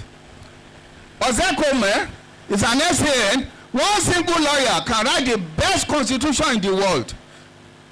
It is unconstitutional. When the people on the other hand, in that cocoa tree, they gather together, they write the worst constitution. It is constitutional. That's why Nkrumah said the people have a right to govern or misgovern themselves through their constitution. They can misgovern themselves, but it is legitimate if they write the worst constitution. That's the truth. The constitutionalist thought the constitution is not law. Rather, it is an agreement by the people to constitute government authority to which they delegate their collective powers. That is also why a constitution cannot be made in exercise of legislative power. In my book, Constitutional Powers and Duties of the President, which was used by President Obasanjo at page 14, I have set out 10 major differences between a law and a constitution. For example, a constitution is made by the people as an agreement. A law is made by the legislative. A constitution is presumed to go before a government, whereas legislature is the consequence of a government and so on. If you want to read, you can look at my book. Now, the peculiarity of Nigeria is such that the only way by which we can get it right is to bring the constitution to the people. Now, do it. This is how we do it. The distinguished senator is here. I want you to listen very carefully. Because the National Assembly is legitimized constitution. Because you came into existence before the Constitution, you were legitimized by the votes of the people, just as the government of Britain is legitimized by the votes of the people. But you are legitimized by the votes to make for Nigerians law. So now, what do? Because the people voted for you and they delegated their powers to you to make law, you cannot make a law for the people to give to themselves a constitution. It is your power to do that because of the delegated power the people gave to you by their votes, just like in Britain. You cannot pass a law to give to themselves a constitution, and you can also set the perimeters. In the case of Nigeria, we have had many constitutions. You can, for example, say from each local government, 3 people will come, howsoever, whatsoever. It is your power to do so, because you already possess the delegated power of our people given to you by their votes, not by that constitution that didn't create you. That constitution, even in the document, says it has created all governments before the constitution came into existence. So you now pass that law to give the people, to enable the people to give themselves a constitution. What will be content of that law? You debate it. There's nothing special about it, and it's a simple process. Now, once you do that, you pass it to the people, to the various states, and they adopt it, and the procedure begins. That is the only way by which we can have a legitimate constitution. I will now come to a final issue, and that is the issue of amendment. The 8th Assembly, National Assembly, spent 1 billion Nigerian naira. 1 billion naira for amendment I shouldn't have spent 1,000 kobo. I want you to listen to me. The tragedy of Nigeria. If you look at even the constitution, it did not even say anything about going around, calling mechanics, giving them bonds, and all of this nonsense, because they said they want to amend the constitution. It is purely the act of the National Assembly. But now they go out, and after that, they now pass purportedly an amended constitution and give it to the president, which is very unconstitutional. You cannot send an amendment to the constitution to the president for his assent. What if he refuses to assent? What happens? What happens? It is unconstitutional. If you now you have to send it, and I am aware of the case of Olis Agbakoba against Attorney General of the Federation. The reason why the judge you send it to the president is because the judge is essentially saying the constitution is not a constitution, it's a mere law. And because it is a law, you have to send it to the president for his assent. It's after all Decree 24 of 1999. You don't need all of those amendments. Forget about them. They are useless. Already we have had, about in 2010 we have 5 alterations, 2017 another alteration, 18 another alteration, and they have billions and billions and billions and billions wasted on an exercise in futility. Please, sir, all you need to do is very simple. I summarize. Pass a simple law to enable the peoples, because we are United Nations of Nigeria, United Nations of Nigeria, to enable our people to sit around the table, to agree. That has never happened. What happened in Lancaster is like a writ of summons. The military is an imposition. Now, in honor of Professor Nwabueze, let us now have a people's constitution facilitated and brought about by the power, by the delegated power given to the National Assembly. I thank you for your attention. Thank you, Dr. Tunji Abayomi. I told you all that he's a veteran on this issue. He has told us that what we've been doing is a journey to nowhere. And we started all this process since 1999, but it's unfortunate there are people blocking the production of a people's constitution. I have the instruction, order of Mr. Chairman to bring to the microphone immediately a former governor in the South, former chairman of the Governors Forum, Obong, Victor Atta. A round of applause for him, please. Another 5 minutes. It's going to take another 5 minutes. Thank you, Your Excellency. You're welcome. Thank you, the Chairman. Thank you, Your Excellency, the Governor. Thank you, Elder Statesman, Chief Adebanjo, distinguished ladies and gentlemen. I came with a written paper so that I will not exceed the time given to me. But before I read it, let me try and read something that Professor Nwabueze sent to me. Oh, I'm trying to read something that Professor Nwabueze sent to me from his sick bed. That was my last communication with him. Anyway, he sent it to me after my interview on Arise. And he said, I agree with your total points of view. You have a full grasp of what is going on in Nigeria. I had to sit up in my sick bed to listen to you. Thank you very much. So it's on that basis that I decided that I will quote him extensively. Another reason that I wrote it is because I can't remember all the things that are here because they are quotations. So let me start with the first quotation. In August 2013, the then president of Nigerian Bar Association, Wale, had this to say about our Constitution. The Constitution as it currently operates does not reflect the people's yearnings and aspirations. Ordinary amendments to its provisions may not necessarily, therefore, cure the fundamental flaws in it. There is, therefore, a dire need for a people-oriented constitution which will be subjected to a national referendum and will be self-enforcing. In other words, what is required is not an amendment to the current constitution, but a completely new constitution to be made by the people.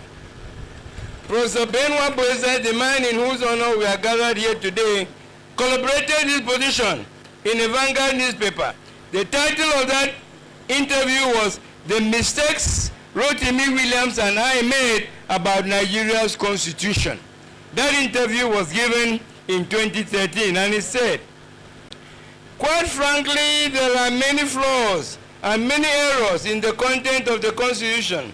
So many errors, and I, as a person, was partly responsible because I was a member of the Constitution Drafting Committee set up by the military government in 1978. I was not only a member, but chairman of one of the subcommittees that produced Chapter 2, the fundamental objectives, and one of the cardinal flaws of the Constitution is the concentration of powers in the center." Continue quotation. "That is why I accept that I am partly responsible for that, because at the time, late Chief Rotimi Williams, a close friend of mine, and nearly everybody in the Constitution Drafting Committee were so overwhelmed with this feeling, this patriotic feeling that we needed unity, and the most effective way to achieve unity of the country is by having a very strong central government. Because of the patriotism in us, and we wanted to unite Nigeria, we feel we can achieve unity by having a strong central government. Then, what did we do to achieve the misguided objective?" Please note here that Chief Professor Ben Nwabueze himself admitted that this was a misguided objective. We took away 50% of the items on the current list and gave it to the center. We felt by doing this, we are establishing unity. We did not stop at this. We looked at the residual matters. These are matters exclusive to the states. We took a large part of it, more than 30%, in fact close to 50%. We took it away from the states and gave it to the center, and the result is the almighty federal government. But what we discovered was that instead of producing unity, we produced disunity because of the intensity of the struggle to control the center. The intensity is so much, and it is not just in the political power that was concentrated at the center. Much of the money also went to the center. And so by action, we destroyed what is called true federalism. So when people struggle and agitate for true federalism, for fiscal federalism, we know what they are talking about, and they are right, and must be changed until it is changed. We might not achieve true federalism because the basis of which we did it has proved to be misguided. The unity we thought we will achieve was not achieved, and what we achieved was more disunity than unity because of the struggle. Now, from this it becomes crystal clear from the above that the underpinning principle that guided the drafting of our current constitution has turned out to have been misguided. Instead of unity, we have disunity. And in place of true federalism, we have a dictatorial unitary system. The task before us as patriots and the compatriots is how do we correct this anomaly. Recently, it was reported that the House of Representatives has passed for first reading a bill seeking to transform the presidential system of government to a parliamentary system. At the same time, the Senate has set up for a 3-member Constitution Review Committee. Now, the National Assembly is making an urgent call for memoranda on Constitution review. My question is this the way to go? This is what Professor Nwabueze had to say on this matter. Another quote. The arguments from the National Assembly are again misplaced. They are representatives of the people who are elected members, elected by the people, but what is their mandate? There is a clear difference and distinction between the National Assembly and the Constituent Assembly or National Conference. The National Assembly are elected and given the mandate to govern according to the Constitution. The Constituent Assembly, the National Assembly, is an assembly of just for one purpose, the purpose of making a constitution. The people are the constituent power. The constituent power in any country is in the people, and as a sovereign people, the National Assembly is not sovereign. The people are sovereign to exercise of the constituent power and the sovereignty to deliberately make a constitution for themselves. Now, that goes along with what the learned lawyer said a few minutes ago. So, because for me, what this means is that what we need is not the National Assembly to make amendments to the Constitution, but we need a Constituent Assembly to make a Constitution by the people, for the people. And that goes along with what our keynote speaker said. Perhaps we need to look at this NRC, not referendum committee. That same thing with what the lawyer said here. We need the National Assembly to pass a law because they are holding the sovereignty of the people. They must pass a law. This is the reason why Buhari threw away the Jonathan thing. He said, oh, that was a Jonathan, because it was not backed by law. You need to pass us a law to say that the people have the right to make a constitution for themselves, and then the Constitutional Assembly that makes such, and the only thing will be subjected to will be a referendum throughout the country. So I plead that this assembly should ignore this call for a memorandum for constitutional amendment. It is totally unnecessary and a complete waste of time. This assembly should rise as the voice of elders and learned people and people who are patriotic and concerned with the future of Nigeria to say to the National Assembly, you are wrong. What we need from you is a simple law to say that the people have a right to make a constitution for themselves, and then we will look at how to make a constitution for themselves. Thank you very much, Your Excellency. Thank you, Your Excellency. Round of applause, please, for Bon Victor Atta. Thank you. Distinguished ladies and gentlemen, Your Excellencies, we may have to pause a bit to take a very vital goodwill intervention. At this point, the Governor of Lagos State, His Excellency Babajide Sanwo-Olu, has a very crucial, important state function. And the chairman has directed that we will have to take his goodwill intervention at this point and then come back to our speakers and our discussant. So I have the real privilege to bring to the microphone. Sound, please, sound. Engineer, please. We can't take the governor's way. We have to wait. Engineer, are you set? Thank you very much. So I have the real privilege and honor to bring to the podium His Excellency, the Governor of Lagos State, Babajide Olusola Sanwo-Olu. A round of applause, please. Oh, excellent. Thank you very much. Mr. Chairman, all our respected elders on the high table, the guest speaker, important, eminent Nigerians that are here gathered, gentlemen of the press, ladies and gentlemen.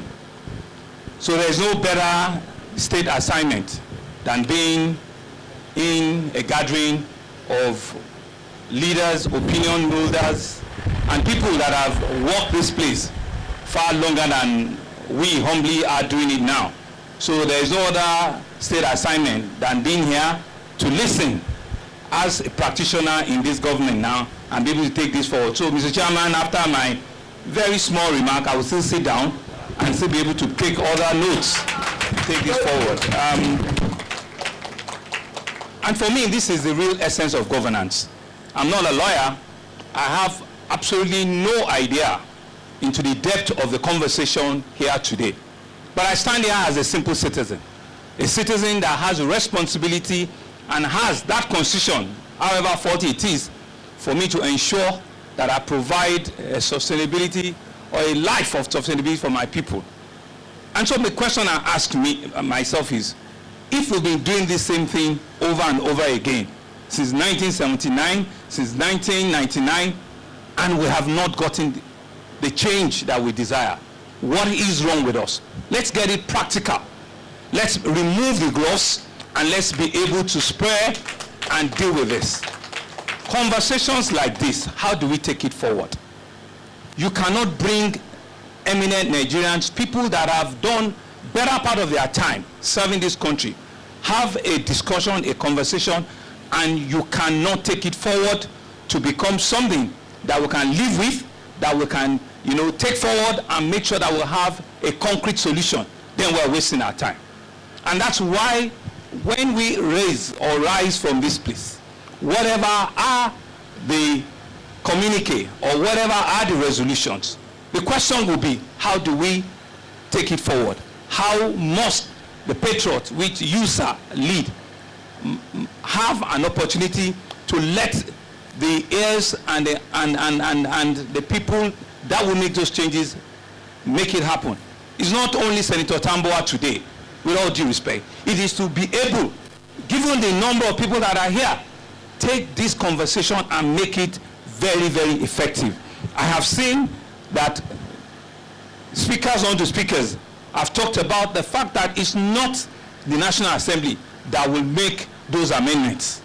And it makes a lot of logical sense. It is for the National Assembly to set up, to constitute a law, a simple law, where the people will come together and make those amendments for themselves.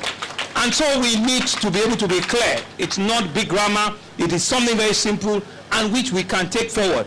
I stand here as a leader of a larger state, and if it is a voice to use me as an advocate to take that forward in the National Assembly, then it becomes a force for us to take it forward.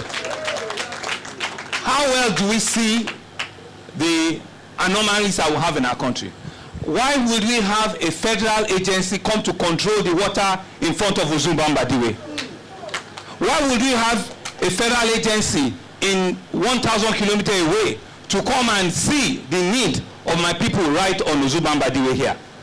Those are some of the things that we will need to be able to tell forward and say that indeed we need to have a true federating state and be able to amend this constitution. I have seen, and I don't know what is wrong at the federal, and I don't know if I'll get there, but I don't know what is wrong at the federal, because you will see state officials who were fighting the same cause as state officials. The moment they get to federal, they do a 360 and begin to fight against the same thing that they were fighting at the states. Several, and I'm wondering, what is going on? What has happened? You were on this role at the state level. Now you're at federal. For you to continue to pursue it, you do a 360 and you are fighting a law that you kept in your... Sir, these are the issues. And I don't know what exactly is. And it's because, indeed, we've said it, it's large and it's big, and there's something about the federal that just sucks everybody. We need to be able to unravel this. We need to be able to be bold, be audacious, be forward-thinking, and take this thing. This is our country. We have no other one. And we've all discussed and have this conversation. Please, I am a willing convert. Whatever it is that we need to do, there are so many excellency, serving an ex here. And let us be able to make the change we desire. And let us be able to make the change that we desire, and let the soul of Professor Ben Nwabueze rest in peace, because this was something that he fought for over 60 years of his life. And we're still here talking about it. We have the opportunity to make those changes now. And I stand here to say to you that we're willing to work with you to make those changes. Thank you very much, and I take my seat.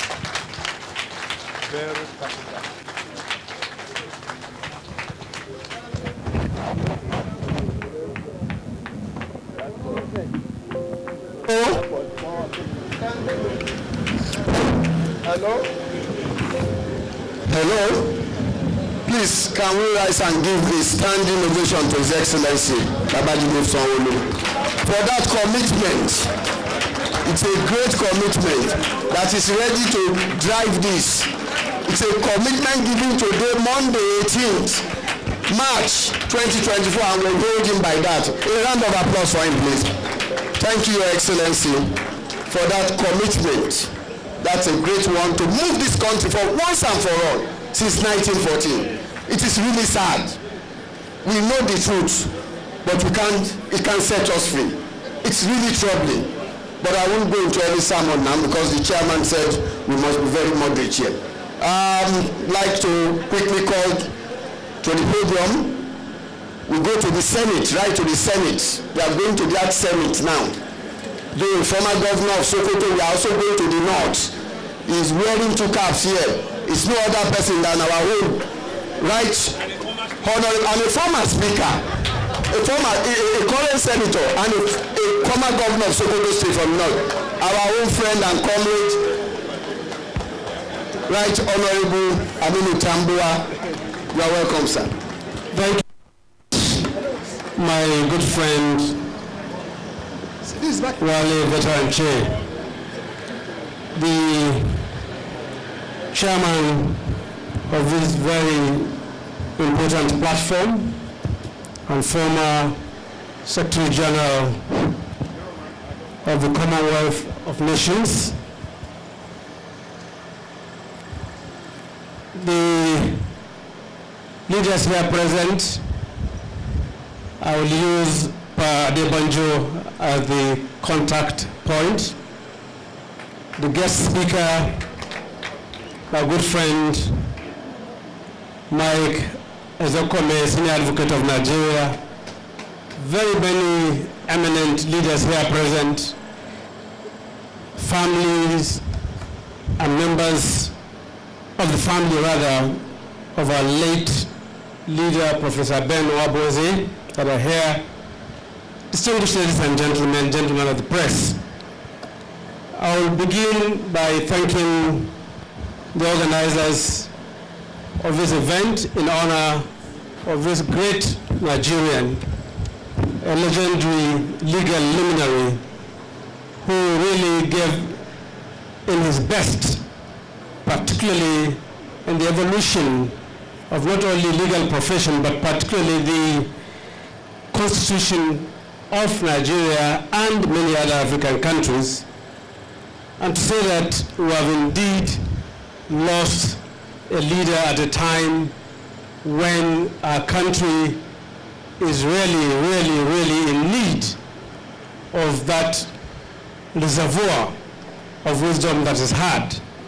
But the beauty of it is that this man didn't go away with all of his thoughts. He put so many of them out there. He wrote so many books, so many seminars, and whatever possibly we are looking for, even in this conversation, has been provided for in one way or the other by Professor Ben Nwabueze. So it is right for us to pay our tribute to him and to thank God Almighty for providing him and giving Nigeria such a personality. May his soul rest in peace.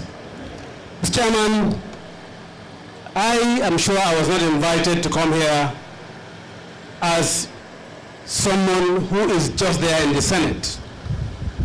My colleague also, Senator Benga Daniel, is right seated, so I'm not alone.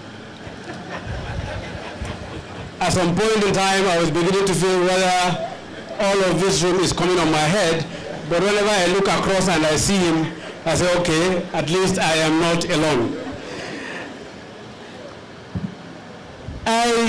As said by the guest speaker, I've been in the National Assembly since 2003.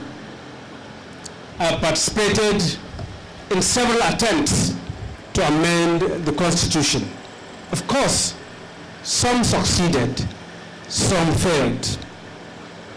And deriving from the conversation here today, I must admit that I have been enriched, particularly on the way forward, the pathway.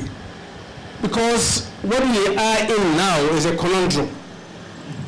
If you say the Constitution lacks legitimacy and it is beyond repairs, you cannot amend it, and the Constitution is saying, look, the only way you can amend me, the Constitution, is going through this pathway, then you are actually in a conundrum. But conversations, platforms such as this are providing some rays of light into how to navigate our way out of this conundrum. And I must admit that what my brother said here, and ably supported by Dr. Abayemi, is making some sense to me. Not only as a member of parliament, not only, as he said, former governor, but also as a member of legal profession and a life bencher for that matter, that we can promulgate or enact a law now. In any case, we did it when we had doctrine of necessity. When the situation of Yar'Adua got to where it got to, the 7th National Assembly, the 6th, came up with the doctrine of necessity, and that was how the National Assembly bailed the cat.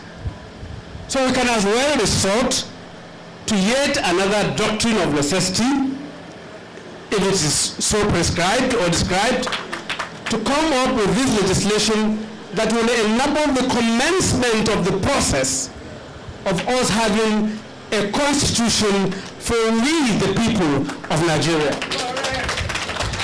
And let me support my brother, the governor of Lagos. We are there with Governor Benga Daniel.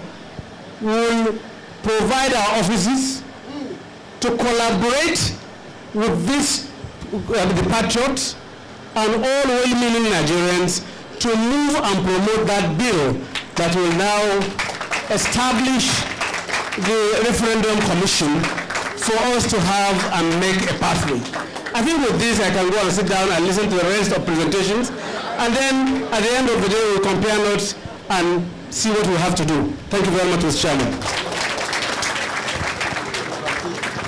Great one. I trust him. I have always trusted him. Another standing ovation, please, for Governor Tambua. Thank you for the commitment coming from the Senate of Nigeria in conjunction, collaboration with Governor Otumba Benga Daniel. We thank you very much. Now, quickly, I've been ordered by the chairman to take Right Honorable Rotimi Amechi now, and then take Elder Solomon Asemota after him, because he's the elder in the house. So I quickly want to bring to the microphone a distinguished Nigerian former governor of Rivers State, very humble personality, but a fighter. Former Minister, Governor Rotimi, former Chairman of the Governors Forum, former Speaker, House of Assembly, Rivers State, Governor Rotimi Amechi. A round of applause for him, please. Mr. Chairman and distinguished elders, I won't take more than 3 minutes. I will make no contribution, just one question. We have had these conferences over and over. Is it a lie? In fact, you called him a veteran. So many veterans. These conferences produce a South-South president. Each ethnic group will start through federalism. They give them power. They won't do anything. Through federalism will die. Is there any true federalism again in South-South? Nadeko came. Did not come. He produced a president. Any change? Is there any change? God bless you. Thank you. Very short. He has thrown this to us that we need to do something. There has to be change. The whole essence of all this intervention is to have a positive change. And Mr. Chairman, that is put at your table. Chairman of Patriots, how we are going to navigate the change is now of high essence to the Chairman of Patriots and the Governor of Lagos State and the Senate that has given commitment. We'd like to thank you, Governor Rotimi Amechi. I bring the other statesman quickly, before other former governors. I know Governor Kayode Fayemi is here, he's veteran on this matter. He started this process in 1999 with some of us. Elder Solomon Asemota to the podium for his intervention. SAN, one of the longest serving senior advocate of Nigeria, in Nigeria. Elder Solomon Asemota, SAN. A round of applause for him, please. Thank you very much. Thank you very much. I'm very grateful. And in particular to the governor of Lagos State, because I concur with what you say. I also concur with everything Atta had said. You know why? Because he's one of the older members of the Patriots.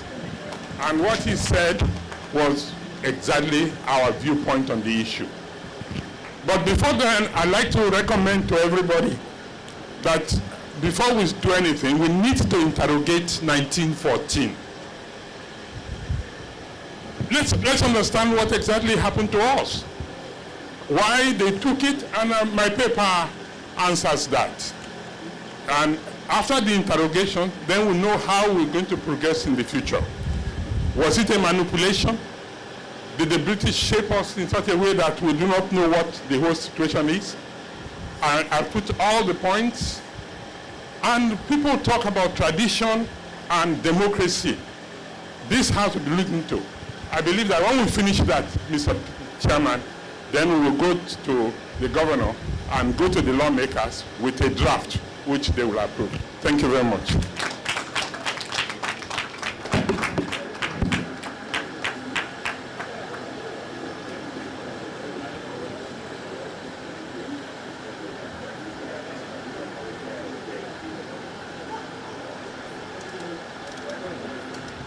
Thank you, Elder Solomon Asemota, for being very brief. Round of applause for him. I just spoken with Chief Ayo Banjo that maybe the last to speak, to round up. So we want Baba to rest a bit. But now, please permit me to quickly call to the podium Dr. Kayode Fayemi, who also is very profound on this matter and can give us another perspective. They started it with us, and I want to see what he's bringing to the table at this point. Governor Kayode, if I may, round of applause for him, please. Thank you. Thank you, Chair, Your Excellency the Governor, our leaders who are here. I'm delighted to be part of this gathering in honor of our elder statesman, Prof Ben Nwabueze. There's really very little to add to what we have had, and I would rather not waste time. We started this process as the Citizens Forum for Constitutional Reform in 1999. And I recall our first meeting in 1999 where the then Attorney General, late Chubola Ige, came to speak with us. And the goal was to get to a referendum. And listening to my comrade brother, he used to be a comrade before. I don't know what he has become now. In his days of UDD, he was a comrade. But SAN sometimes play games with people. No, but seriously, he's still a comrade. And from what he has proposed to us,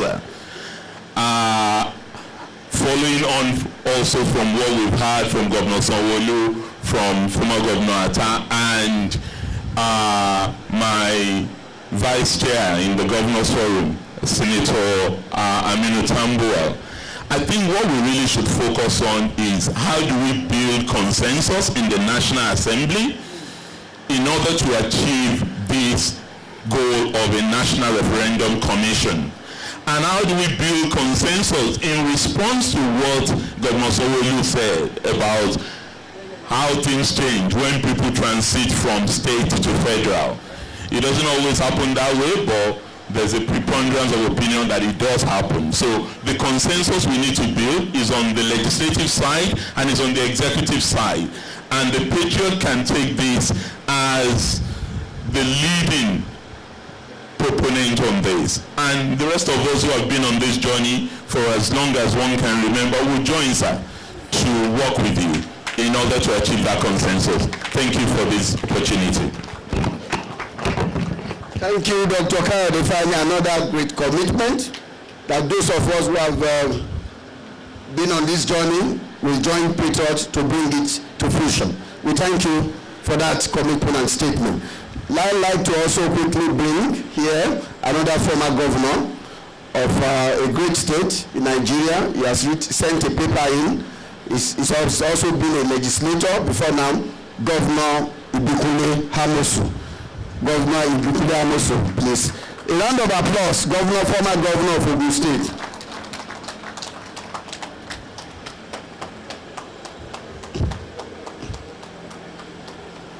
You are welcome, sir.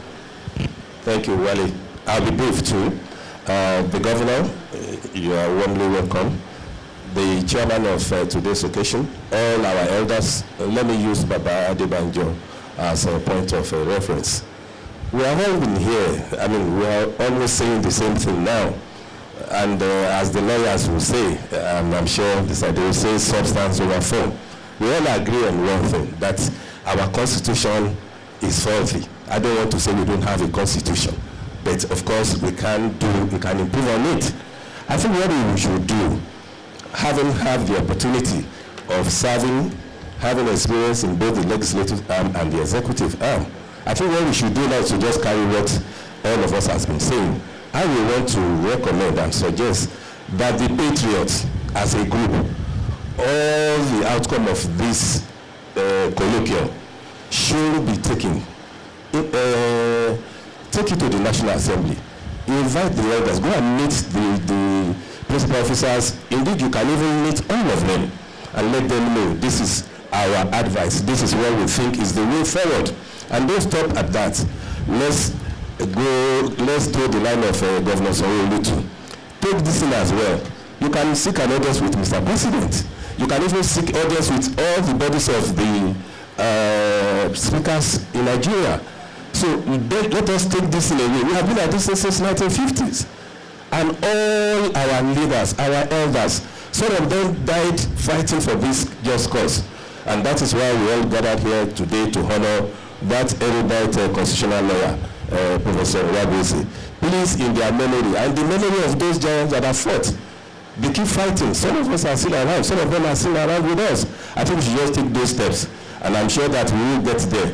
The National Assembly has been there. We want this in fact, as you wanted it. So go and meet them, seek audience with them, seek audience with Mr. President, seek audience with all the various ethnic groups too. Let them know this is where we find ourselves. The next step is to just have, just like everybody is saying, a referendum commission. They will put it in place and we'll get to where we are going. On that note, thank you for inviting me once again. Thank you very much, Senator Ibikule Hamosu, former governor of Ogun State. I won't call another governor, though it was his predecessor, not now. I'm going to separate it a bit and then go to Cross River State. Okay, Cross River State is not intervening now. So I come to Osun, I come to our own comrade, the only Ogbeni in Yoruba land, at least the recognized one, Ogbeni Rauf Aregbesola. A round of applause for him as he makes his intervention. I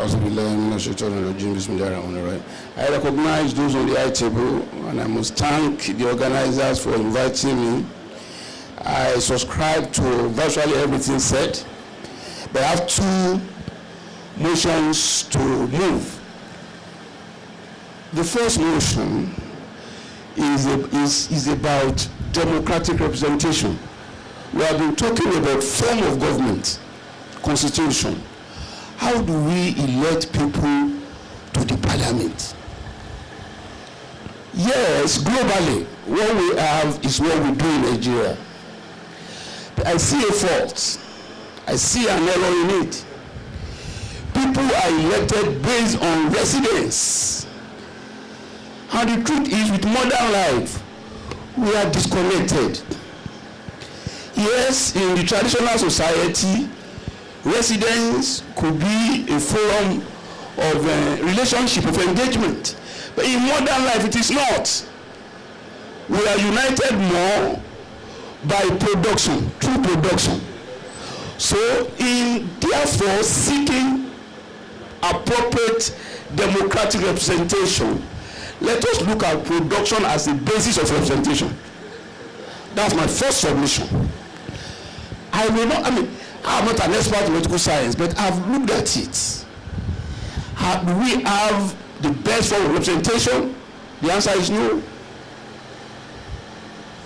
People are engaged more in production, in whatever form.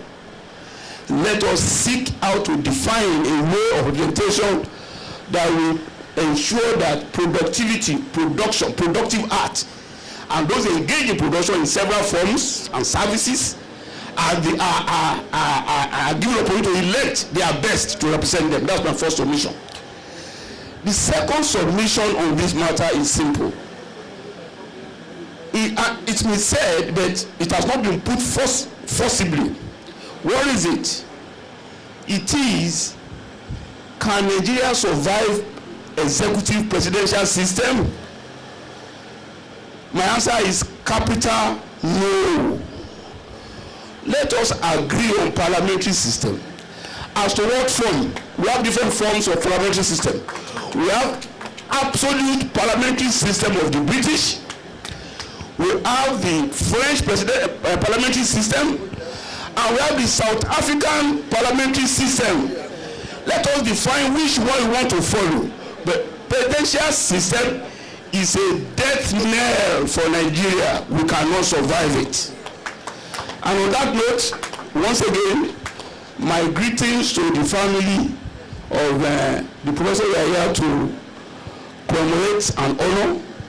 And all the patriots, we thank you for your tenacity, for your perseverance, and for your doggedness. May God give you the enablement to take it to the final end before you all depart. Thank you. Amen. Everybody say amen to that. Thank you very much, Your Excellency of Ben Nwabueze. Yes, now I go back to Cross River State and I bring to the podium immediately Governor Donald Duke. Donald Duke is a member of the Patriots. For your information, a strong member of the Patriots.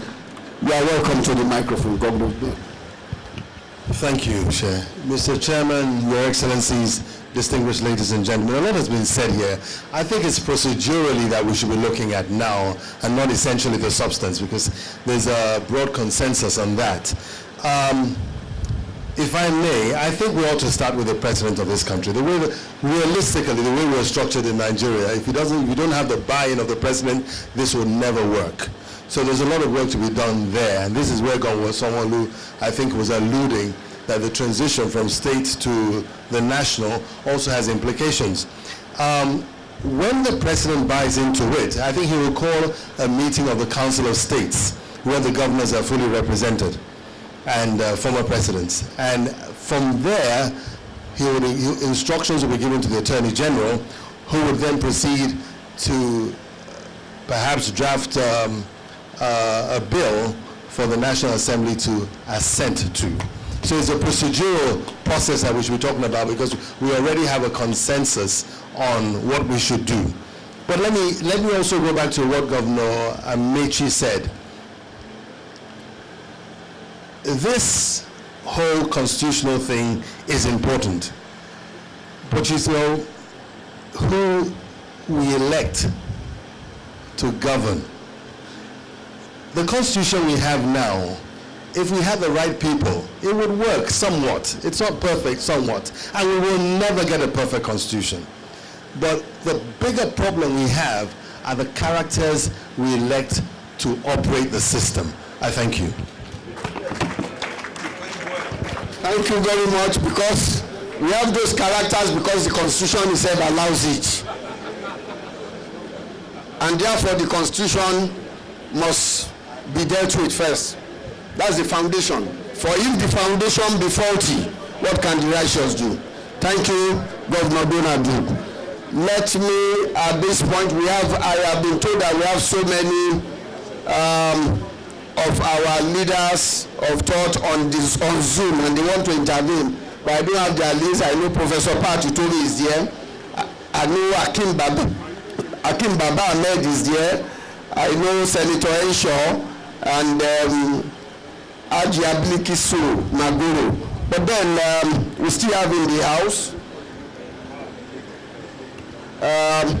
No, we still have in the house eminent Nigerians who are going to intervene here, and I won't forget my own governor and a member of the core of our progressive movement under Chief Tony Enauru of blessed memory.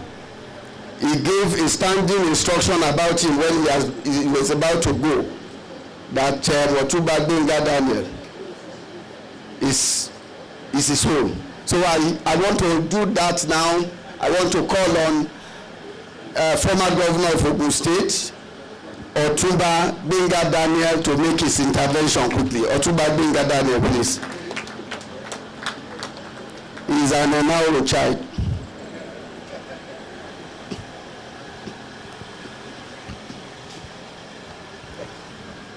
Our chairman, Your Excellency, elder statesmen, former governors, very eminent personalities, the time is fast spent, therefore I will not waste time.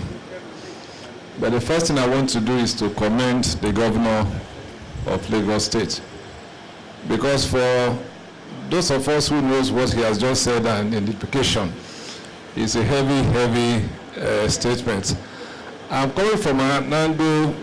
If you know that in the last God knows how many years, I've had the privilege of interacting with many of the people who have had cause to superintend over this country. And like somebody said, many of them, prior to getting to power, say the right things. And you think that when and if they get there, things will happen. But somehow, those appear that there is something in that Aso Rock.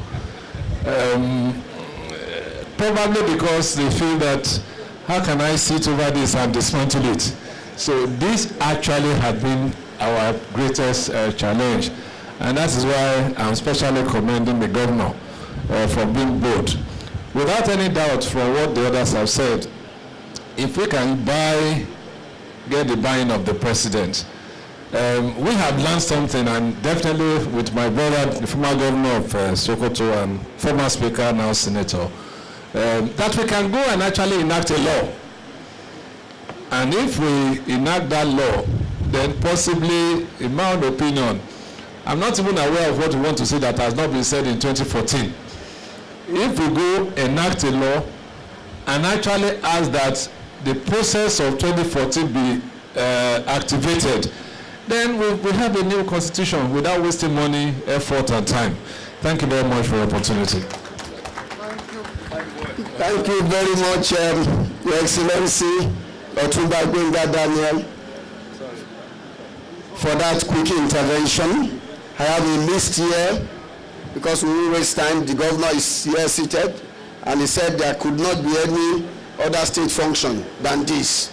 I took that this is the most fundamental state function, because this is the foundation of the country. And well, I've just been informed that I have to take Governor James Iburi quickly before coming to Akim Baba Ahmed, Professor Patriots, General Kewan Chukwuach, Pa Ayo Adebanjo. Chief James Ibori, please.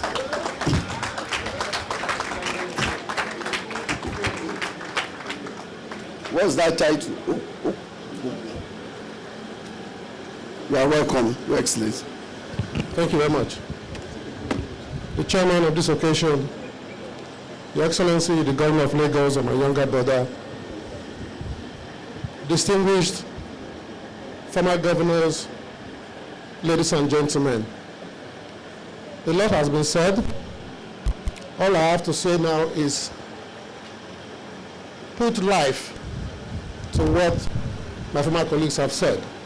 And that is, there's no way you can progress this discussion without the buy-in of a sitting president. Let me not say the sitting president, a sitting president. And some of you know that at least I have the experience, having been governor of Delta for 8 years, and I have myself advocated for true federalism and resource control in conjunction with Obongata and my colleagues in the South-South. I can tell you that on 2 occasions, I sat with the president that we sat with on this matter. And on the 2 occasions, he was not convinced that we had a very bad structure. So the first thing to do is to ask the governor of Lagos to take a few members of the Patriots to sit quietly with the president so we can get his buy-in, convince him. I know from my experience when we were advocating for true federalism and resource control, and with due respect to all my other colleagues, the governor of Lagos then, Bola Ahmed Tinubu, was the only Southwest governor that joined us in that advocacy. So it doesn't need much convincing. The question will be, now that he's sitting there, like my brother Ben Nwabueze said, will he begin to contemplate, am I going to preside over the dismemberment of Nigeria? Because the question is, it's not about dismemberment, it's about the correction of the anomaly called the Federal Republic of Nigeria, because indeed it's not federal by any means. So please, let us take that first step to have it. And I must disclose that I've also raised it with him. In the 9 months he's been in office or so, I have had the opportunity to raise it with him. Governor of Lagos, lead us to the president. Before I take my seat, I want to correct this impression from our southern brothers that our northern politicians are the problem. It is not true. There are so many federalists in northern Nigeria who are practicing politicians. I'm sure you've listened to, you just heard former governor of Sokoto State, Tambora, speak. There are a few of them who are liberal, who have the belief that Nigeria will work better if we have a perfect, or near perfect federal structure. So we also need to go to them and convince them that their states, their various states, will do better in a proper federal structure. So let's not begin to paint all of them with one brush. We need to engage them closely, make them know. Let me tell you a story. When we were doing the advocacy, I used to have one of my leaders, he's dead now, I'm so rest in peace, Dr. Ebel Ubeku, who told me a story that he used to serve in Sokoto, in NTC, I believe. And when he was transferred to Lagos, he would send for rice from Sokoto, put it on the train, and the rice would come all the way to Udo. He drives to Udo to pick it up. What was he saying? That the states themselves can do well and do better if there's competition. Because a true federal structure actually encourages competition among states. And there are so many of our brothers in the north who will buy into that idea. So we do not have to write them off. We need to engage them and engage the president and the sitting governors. Some of the sitting governors today, we also need to be convinced that this is an idea whose time has come and must be done. I thank you, gentlemen. Thank you very much, Your Excellency James Sibori from Delta State. A round of applause for him, please. He said we will have to get the buy-in of the sitting president, who do not really need so much of convincing. That is the point he has made. And I know our chairman is up to that task. to get the buy-in, because the Nigerian president is too powerful, almost like a god if you look at the constitution. But that is a matter for another day. We have on Zoom Dr. Hakeem Baba Ahmed, who is the political advisor to the president on political matters. I don't know if he wants to intervene now, to show you that we are also reaching out. It's an inclusive process. But before I do that, I want to call another elder statesman, Chief Olabode George, to the podium. Chief Olabode George, to make his intervention. Chief Olabode George is a senior delegate of the 2014 National Confab that we are commemorating the 10th years today. The National Confab 2014 was inaugurated by President Goodluck Jonathan on 17 March 2014, and today is 18th March 2024, making it 10 years. So here we bring a delegate of that National Confab, in which I was also a delegate to the podium. Thank you.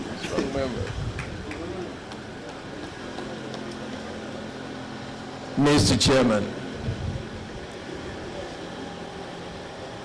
members of the coordinating table, distinguished ladies and gentlemen, it is a pleasure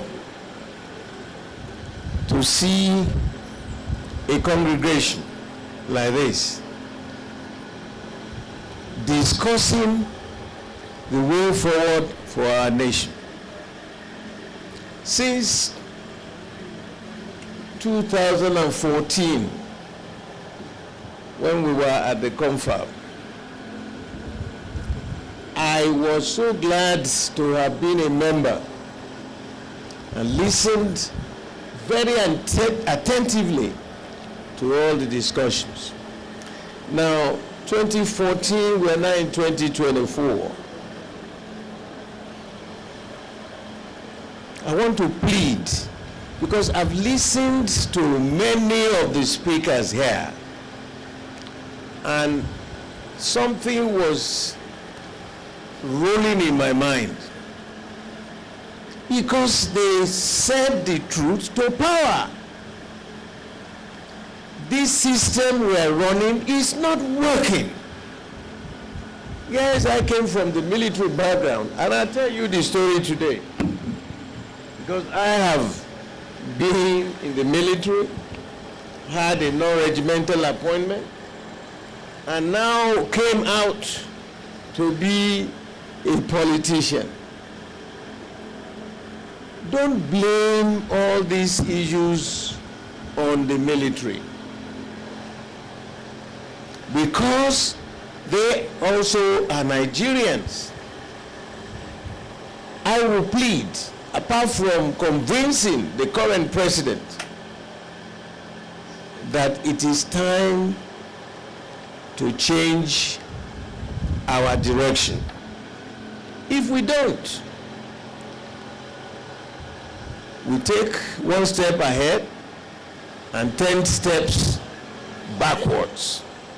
Why?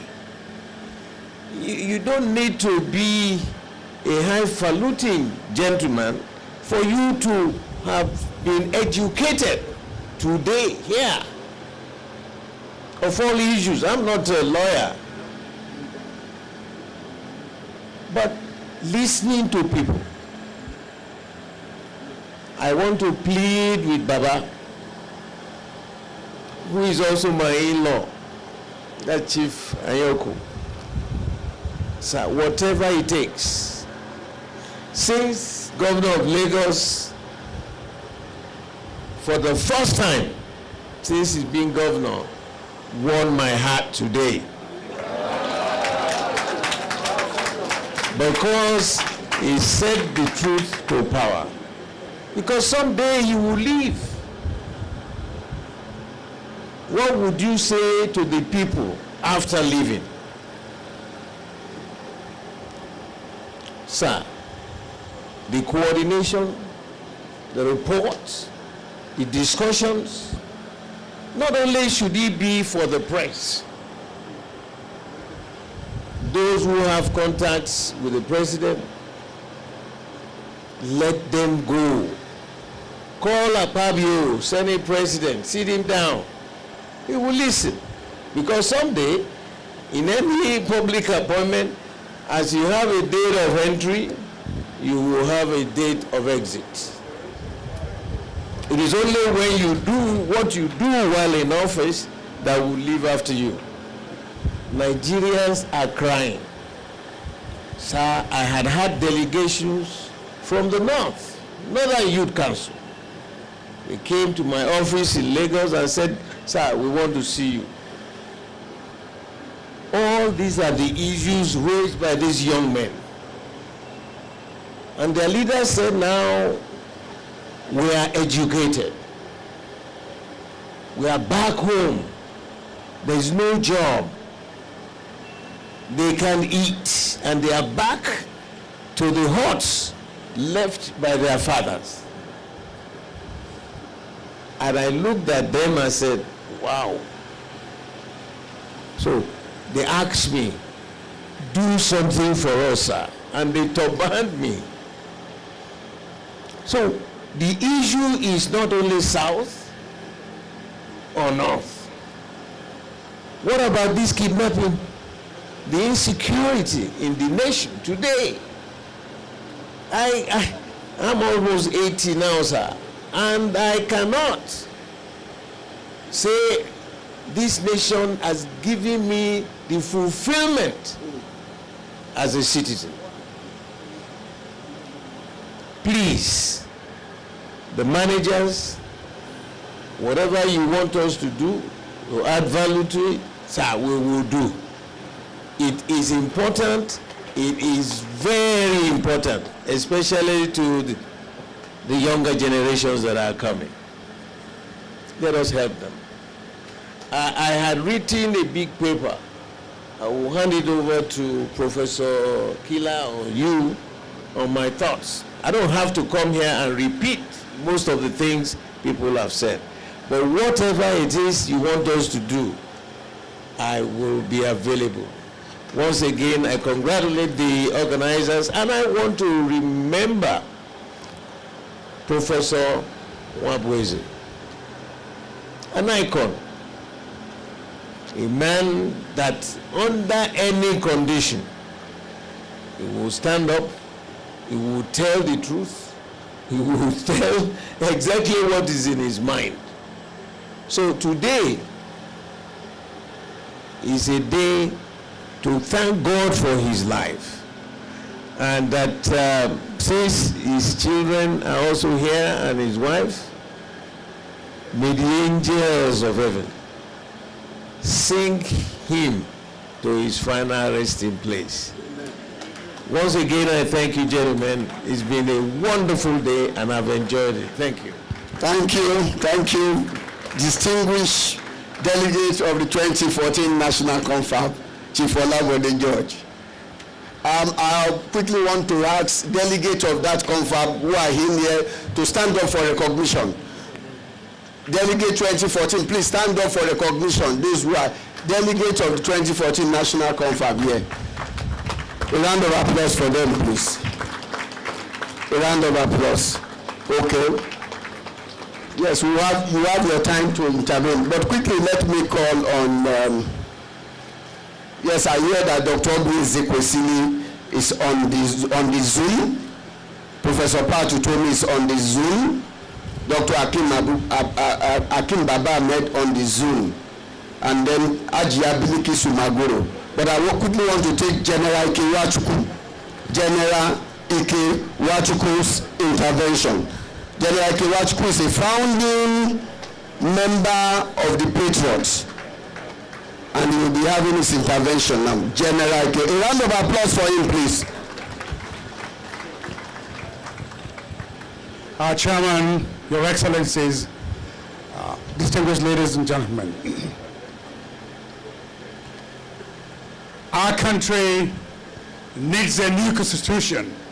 That appears to be a consensus here. How to go about it? We've been told also. What we need to do now is carry on and have it happen.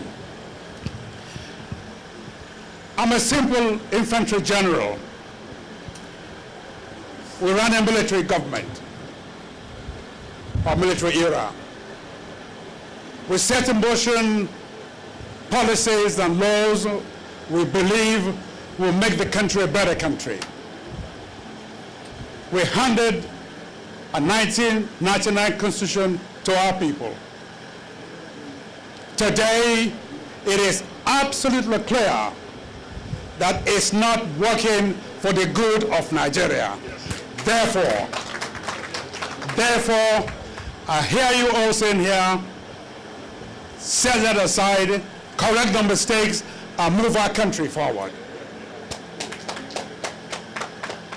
Our governor in Lagos State has given his commitment to join in this procedure. And I believe our president, who himself is the fighter for democracy, I recall way back then when he and a few others were first out of this country in exile. They returned in 1999, became governor of Lagos State, and continued the fight for deregulation, more powers to the states, autonomy, and so on. Now, as president of Nigeria, we need to aid him to join in that change. Reason why? He swore May 29 to defend this constitution. But so the way to give him the pardon to begin to change that is for the National Assembly, that is the people's authority to rule Nigeria, to pass that law into which he will sign onto, and giving him that support, I believe the president will join in making this change. Lastly, no state in Nigeria, I repeat, no state in Nigeria is insolvent. I hear some economists say so, and I say to them, why are you saying this kind of thing? Every state in this country is viable. But I don't expect a civil servant in Kano that has more money than Abia State to earn the same salary. Abia State should develop based on what they have, as Kano would do it. So Lagos State would develop at our own space. And somebody in Jigawa State would earn less, but they will run their services, based on the revenues available to them. That's the way to run a federation. And the federal government would then support states that I need, either in loan or in grant, to do what they have to do. But we need to decentralize, give the states more authority, and have our zones, all states, as a federating unit. Lastly, I want to beg of you to rise with me, to remember the founding members of this Patriot, Chief F.R.A. Williams, Chief Abraham Adesanya, Chief Bola Ige, Dr. Pius Okibo, Professor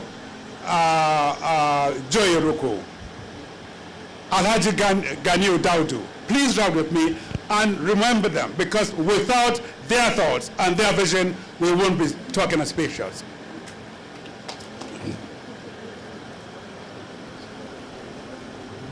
May their souls rest in perfect peace. Thank you. Thank you very much, General Kiwashuku, Your Excellency, for the honor done to the founding members of the Patriots. I'd like to quickly recognize Dr. Yemi Ogunbiyi, a round of applause for him. Honorable Shegun Sholu, all the way from Ogun State, a round of applause for him.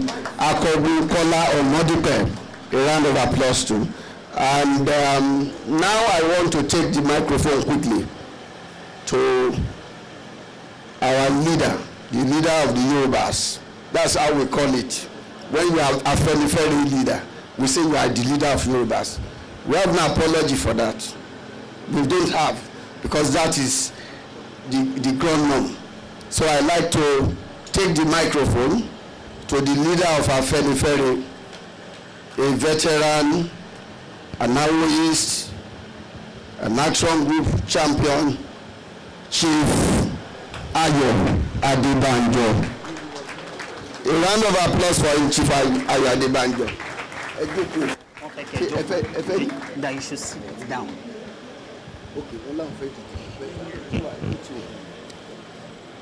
Mr. Chairman, distinguished Nigerians, great patrons of this country, lovers of progress, lovers of democracy, who are present to honor a man to whom honor is due. Before I make my speech, I want to say one or two things about Professor Nwabueze. It's the greatest gift to Nigeria that we sell abroad proudly. A greatest gift to Africa, a greatest gift to the democratic world in the constitutional making of democratic democracy.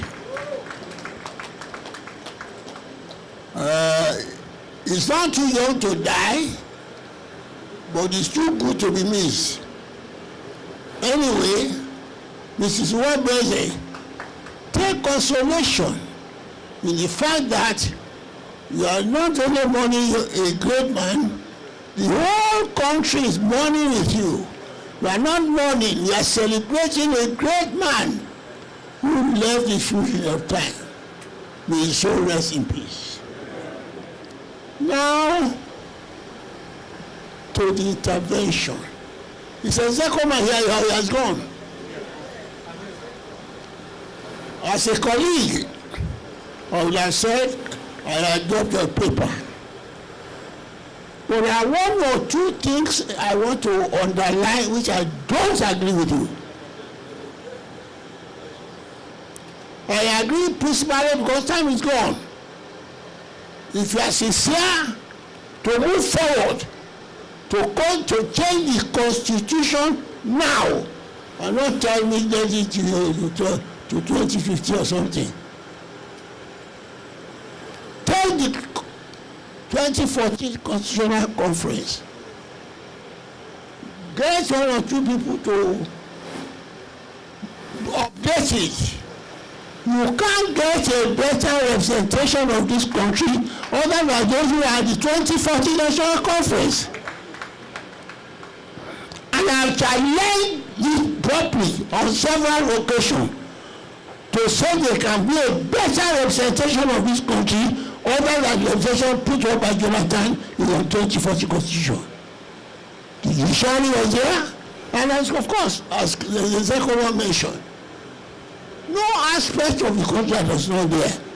And what is significant that many people don't know, the Constitution of Nigeria all over the years were brought before the conference and set up its committees to reconcile and to get the best. That's number one. Now, as the government says, federalism is the best thing because of what I don't know what the did. My sympathy for those who are just talking or who don't understand why many of us say go back to 1963 Constitution, go back to Independence Constitution. What led to what? The colonial office gave us a unity form of government with a lot of iniquities and injustice in favor of the North against the South. That is what many of you have been shining, you are fighting, shining off. That is the position. It is they who said they are more than the South. It is they who did all sorts of things.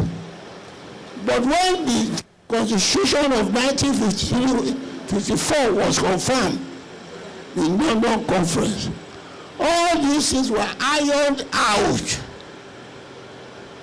Before then, all the proceedings and revenue of the South were used to maintain the North.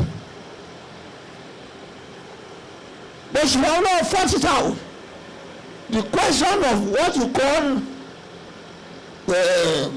The source control now was revenue under derivation. She further proved that every state or every region should keep its revenue and just give a percentage to the north. Before then was not true. And before then, there was no premiership or federalship.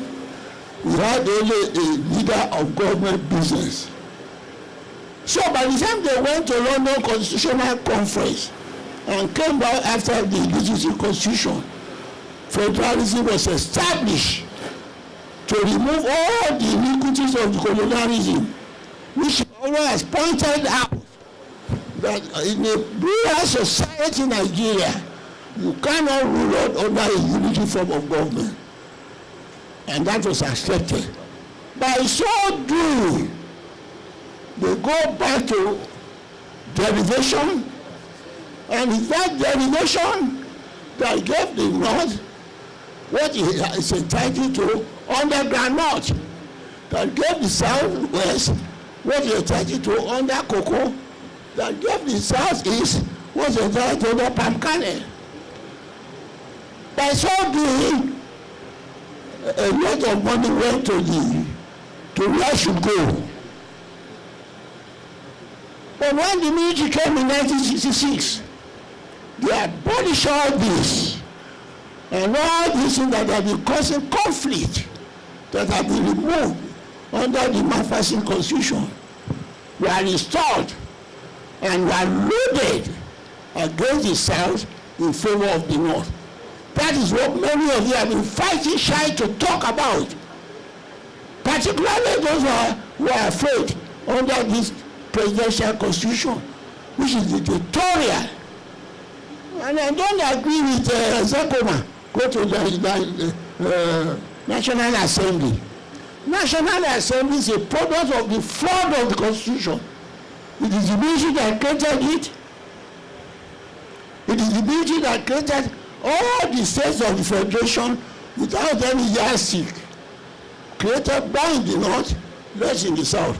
Created states more in the north, more in the south. These are all what we went to in 2014 National Constitution. How can you say we want to amend the constitution? We have all agreed that it's a fraud. We have all agreed that it's not working. We have all agreed that it's against us. We have all agreed that makes state governors, left governors.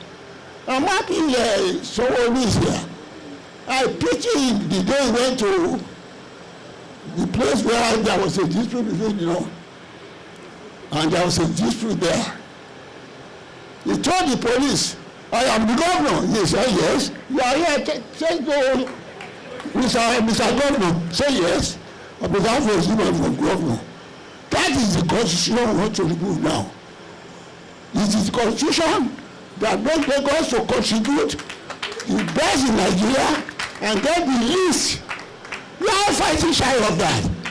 And I warn you, there is no president under this constitution, see the dictatorial powers under it, that we like to change it. Not even Bola Tinubu. Bola Tinubu was with us when we were in the trenches, and my position in opposition to the assembly is consistent with the position of our very at the issue in 1999. When Saddam said we should come and do the election, I said no. If the military is going back to the barracks, let them go back with their baggage of the constitution. Return us back to the constitution, or we have a sovereign national conflict. It's on record. He said we should take part. I said no, we are not going to.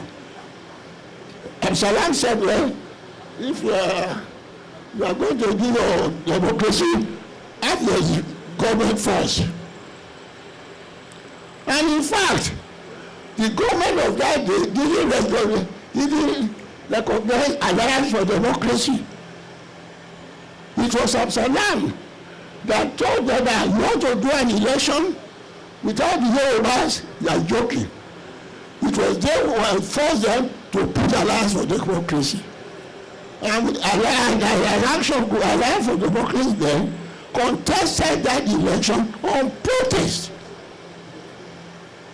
That there must be a sovereign national conference before the election because this constitution is a fraud. So we contested that election and won the mandate of the people of Western region and told our governors then not to have anything to do with Abuja until the sovereign national conference convened. At that time, sovereign national conference was misconstrued even by Obasanjo. He said the law is an obligation only to one sovereignty. I said no. The sovereign national conference we are asking for is for the sovereignty of that. The constitution we made there is sovereign, not subject to any amendment by the military subtraction or obstruction. That is where we are today. So we are still there. Anything to recognize that fraud in changing, and we are expected to change our constitution by a constitution we did not make. How is that consistent? They say, come on, you are a good lawyer. I don't understand. That what confused me. You agree that these people will oppose this constitution and they are using provision of that constitution to amend the constitution you don't know about. I don't agree. Thank you, sir. Thank you. In summary, as I said, if we are serious about changing this constitution now for the betterment of the country, I don't know if the second one has said, Patriots for this template. And let Tinubu has the best advantage.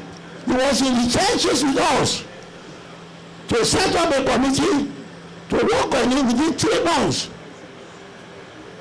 and give us a new constitution and we move forward.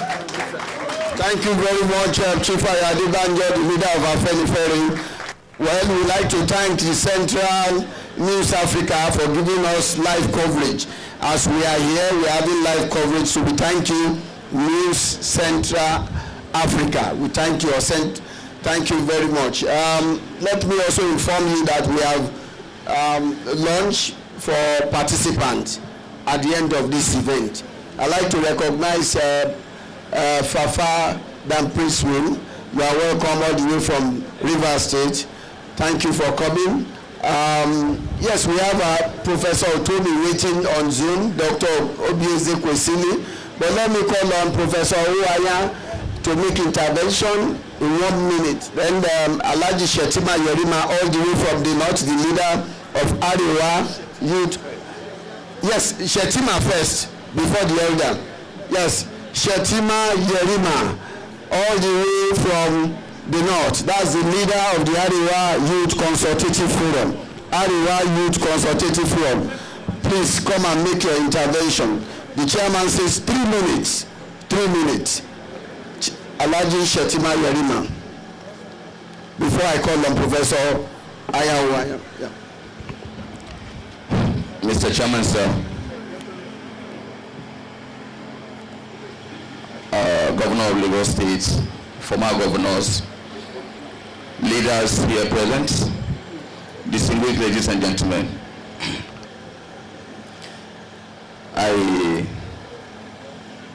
I sometimes get worried when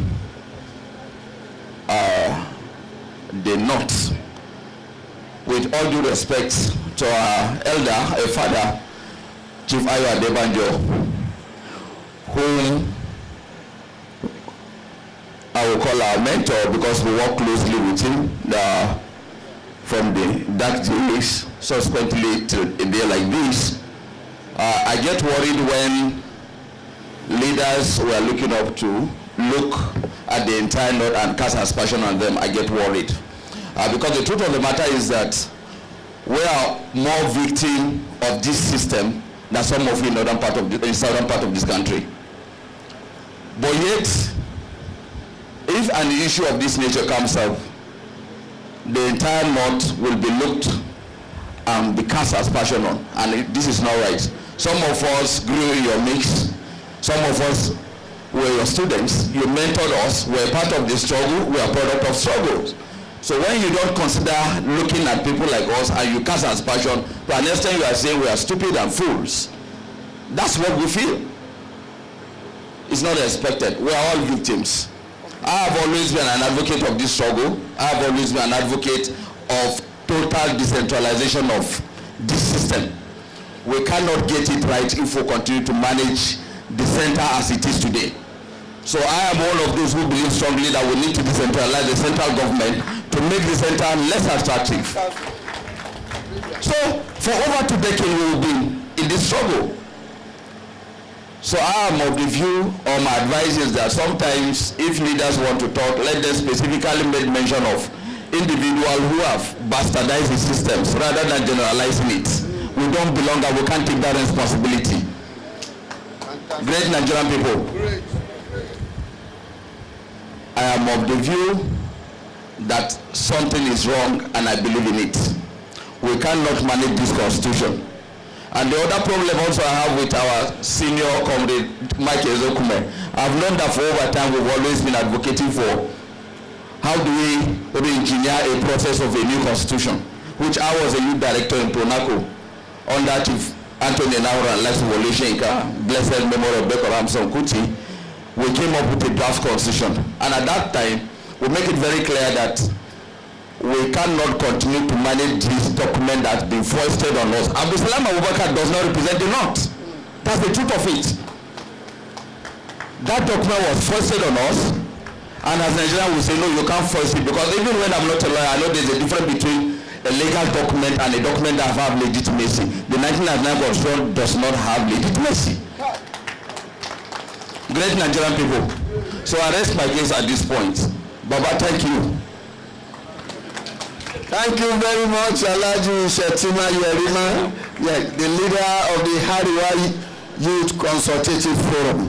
Now, we want to quickly take the elder, Professor Aya O. Anya, to make his intervention in 3 minutes again.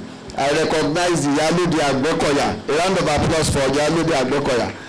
That's Yaludi Agbekoya. And all the women in the house. Professor Aya, please. Thank you.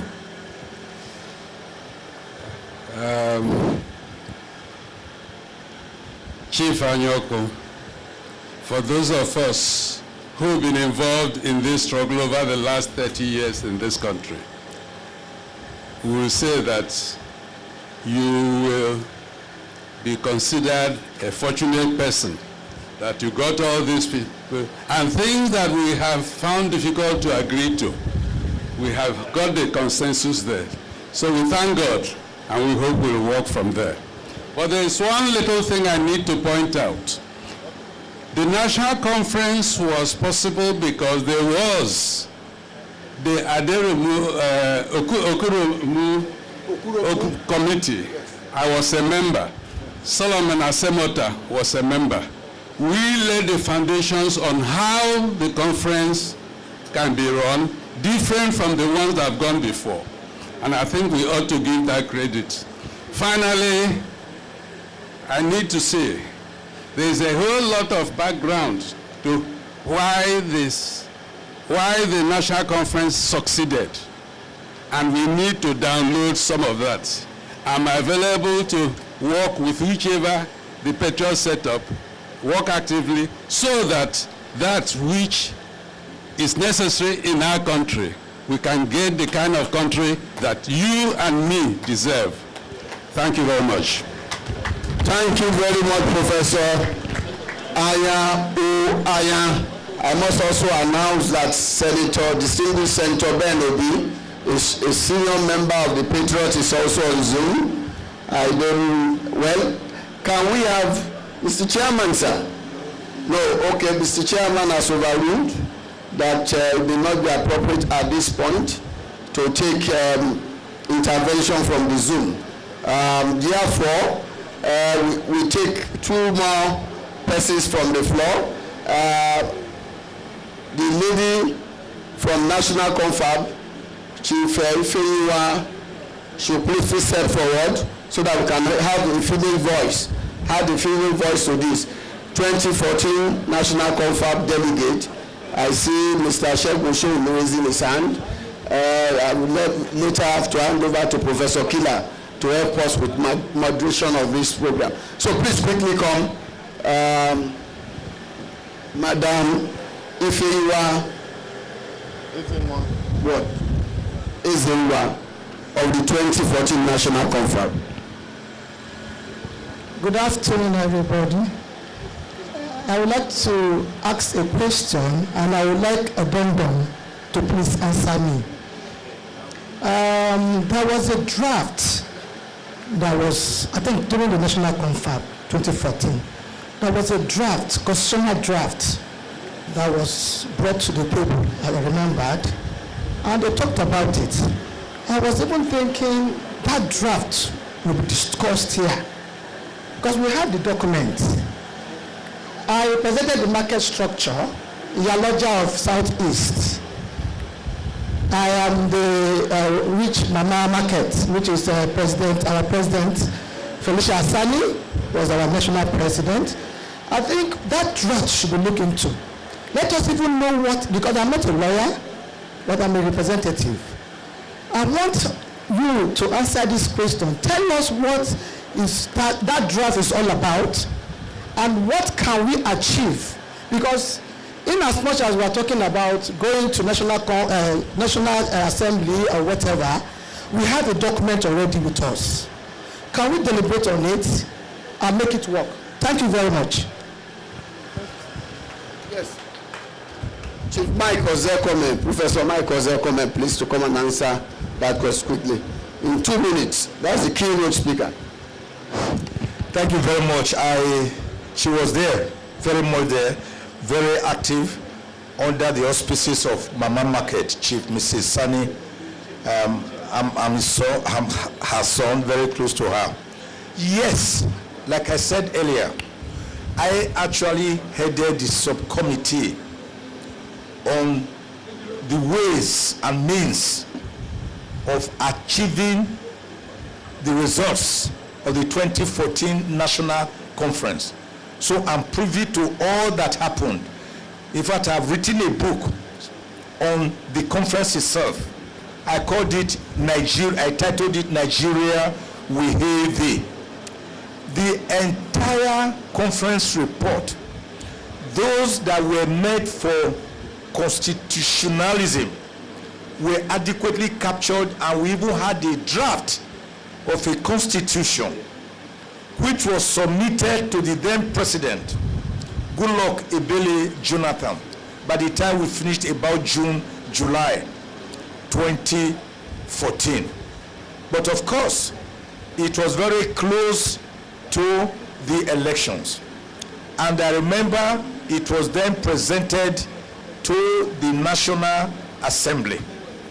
So my own answer to that, therefore, is that that document, rather than start afresh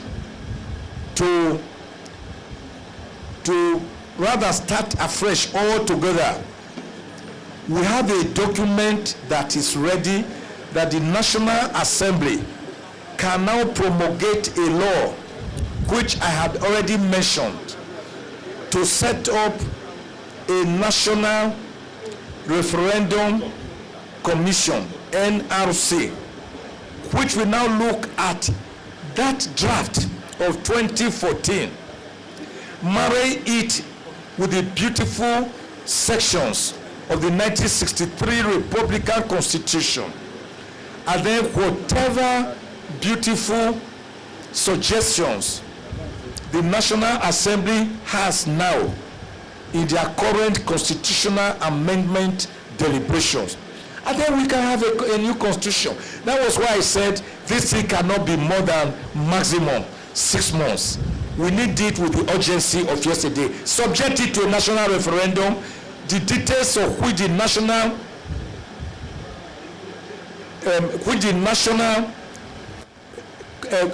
commission, that is National Referendum Commission, will give to us How do we go about it? What are the details of having this referendum? It's so simple. It's not rocket science. Thank you very much. Thank you, sir. Thank you very much. Now we have to quickly take the vote of thanks. Vote of thanks now to, pardon? Yes, the chairman says that Zoom may not be convenient, and so we want to take their they can take their written intervention from the Zoom, or they can send in a paper. But let me, the family of Nwabueze, Nene Okosa, will be giving the vote of thanks on behalf of the family. I recognize Honorable Nikki Kazim from Ogun State. You are welcome. Nene Okosa, the daughter of Professor Ben Nwabueze, would have liked to take Honorable Shegun Solme, but Mr. Chairman is asking us to round up. Good afternoon, everybody. Permit me to stand on existing protocol. My chairman, members of the coordinating table, distinguished ladies and gentlemen. My name is Nene. I'm a pharmacist by training. I'm my father's 6th child. I also have my sister, Adeze, is here, and my stepmother is also here with me.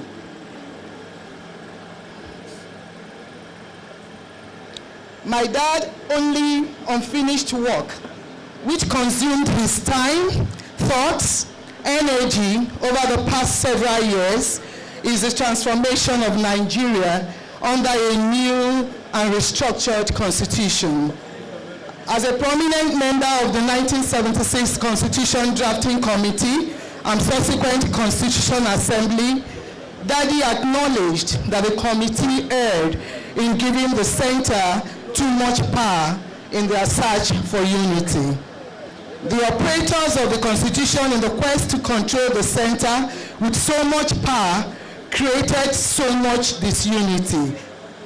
Daddy firmly believed that Nigeria will continue to exist as a viable nation on the basis of restructured constitution, true federalism, and respect for the objectives and interests of Nigeria's varied people.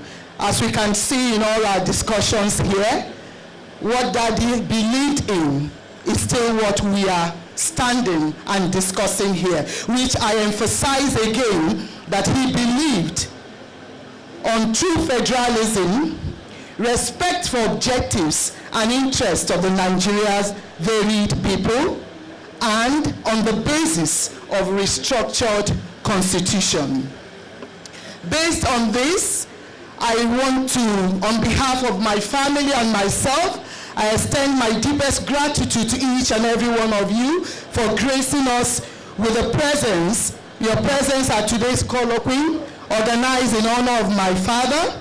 Your presence has made this event truly special and memorable. I would like to express also my heartfelt thanks to our distinguished speakers, our national leaders of thoughts, to our governors, former and the existing ones. Of course, I won't forget to our governor of Lagos State, that's our host governor, and to everybody for sharing their expertise, insight, and enlightening us with valuable knowledge and perspectives. I also want to extend my appreciation to all the attendees. All the attendees here, please, I extend my appreciation. Those who actively participated in the discussion, contributing to the richness of the dialogue and fostering intellectual exchange. My very special thanks goes to the organizing committee, the Patriots, currently led by Chief Emeka Anyoko, the former Secretary General of Commonwealth, in planning and executing this event flawlessly. Thank you very much, Daddy, for planning this. I call him Daddy Since I lost my father, I actually refer to him as my father. Yeah.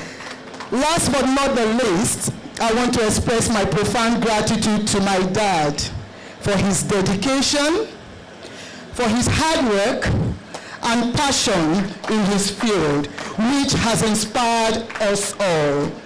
Dad, your accomplishments are a testament to your unwavering commitment to excellence. Once again, thank you all for being part of this momentous occasion. God bless you. Thank you. Thank you. Round of applause. The daughter of Professor Ben Nwabueze, Nene, the mother of Prof Nwabueze. Thank you. Well, we'd like to thank all the leaders on Zoom. Professor Ochomi, we thank you. Senator Ben Obi, Dr. Obi Ezekwesili, Dr. Akim Baba Ahmed. Now I go to the chairman. The chairman closing remarks. Should I come to you, Mr. Chairman?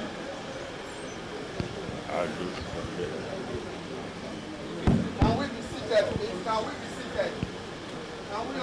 Ladies and gentlemen, please take your seats so that we can close the colloquium in a respectable manner. Well, my first words would be to join Nene Nwabueze Chukura in thanking you all for coming. I believe that the message from this colloquium is quite clear. The consensus of opinions is quite clear that the country needs a new legitimate constitution. And the message to the Patriots, whom I have the privilege to be the chairman, is quite clear that the Patriots should take this message to those that govern us. And I'd like to say that the Patriots will take this message to the presidency and to the National Assembly. We will, after this colloquium, do the message in the form of a communique from this colloquium, and will actively convey that to the presidency and the National Assembly. I'd like to say that I am hopeful, to put it most mildly. I am hopeful that we will have a listening ear in the presidency. And why do I say so? I say so because I believe that we are fortunate at this time to have a president whose democratic credentials have been very clear to me over the years. Because the man who is now our president, Asiwaju Bola Ahmed Tinubu, was very active in the NADECO days. And in the NADECO days, he was one of those NADECO representatives who visited my residence in London a number of times. And I remember how vigorously he argued the Nadeco cause, and how vigorously he was a Democrat. And not all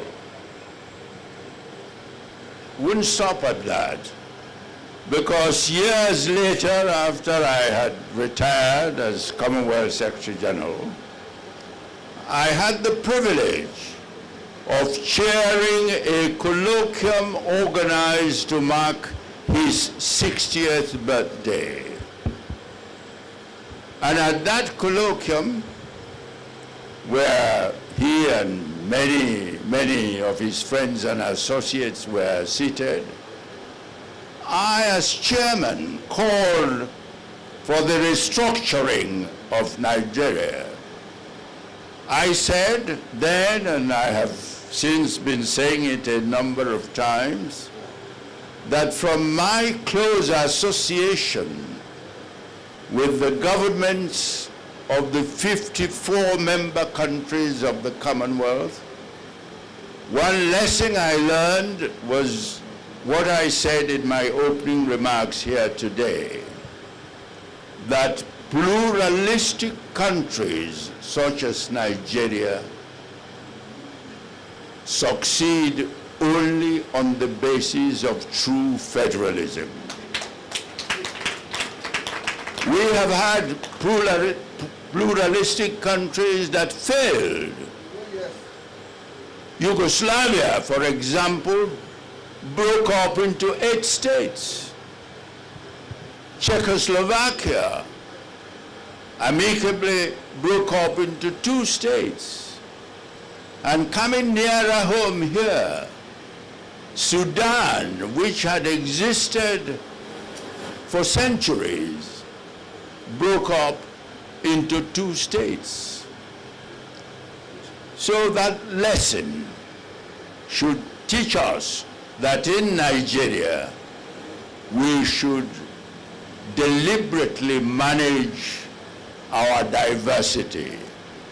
And the only way that we can successfully manage our diversity, to remain as one political entity, is by adopting a true federalist constitution. That lesson is gravely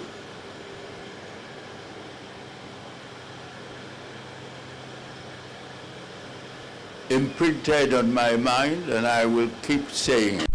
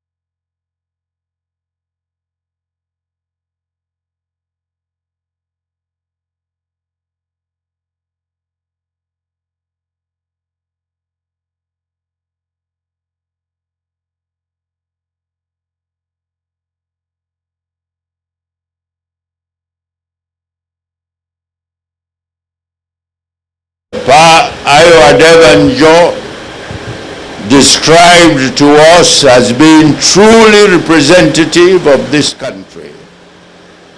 I think that the recommendations of that national conference, which both Professor Anya and the Arewa representative here told us from the basis of a document that sought to reconcile those recommendations with the existing constitution.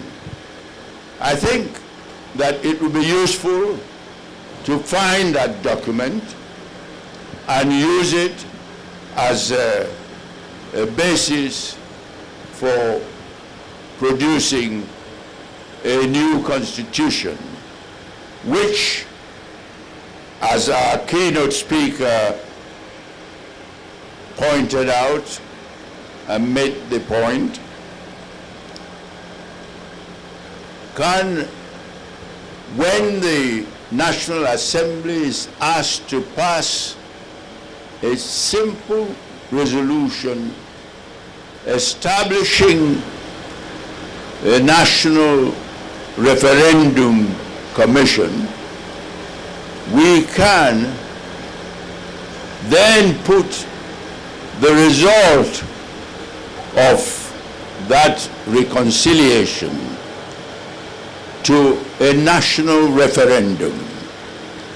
I would imagine, and that's where I would seek further clarification from our keynote speaker, the National Referendum Commission should not have anything to do with drafting the document, but the document will be drafted on the basis of the National Conference of 2014, and the responsibility of the National Referendum Commission would be to organize, in collaboration possibly with INIIA,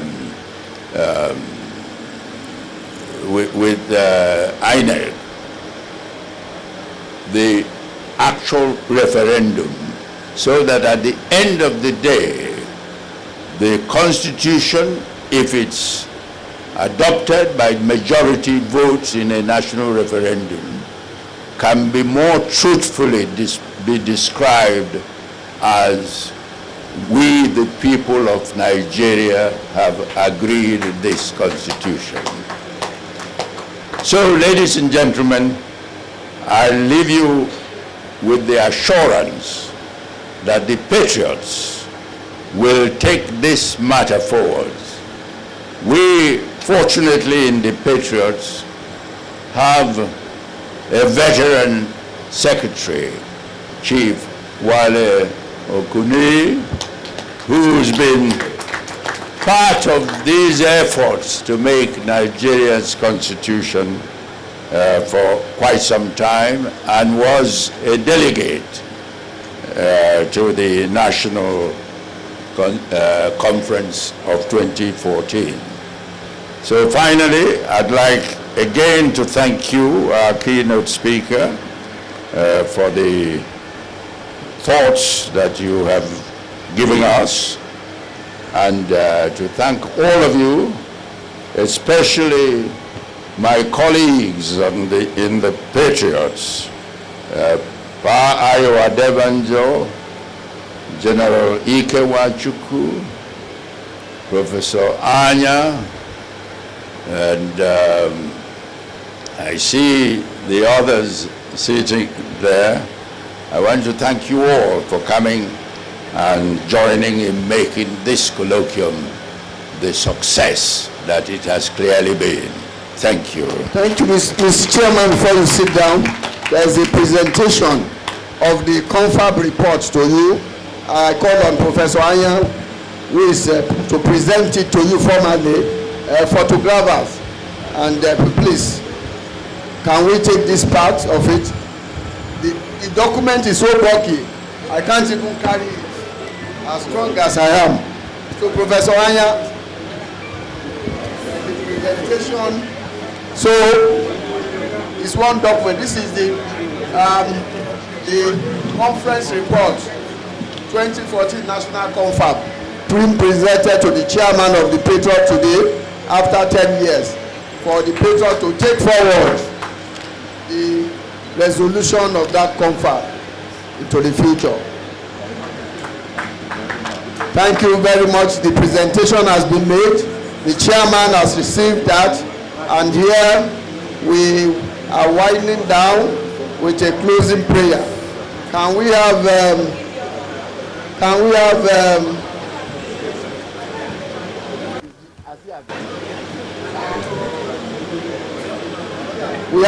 Mr. Salvation Alibo to give us the closing prayer. Father, we thank you for such a successful colloquium. We pray for the family of Professor Ben Nwabueze, that you give them the grace to continue to honor his memory. And we pray that the discourse in today's event will lead to a better and greater country for us all. Let the fruits of this conversation be seen in no distant time. In Jesus' name we pray. Thank you all for coming. Have a blessed trip back. Thank you. Thank you all. Torí kò sí ibòmíràn tí a lè lọ, àjò lè dàbí ilé. Ẹ jẹ́ ká sowọ́pọ̀ ká fìmọ̀ ṣọ̀kan, gbé kémi gbé.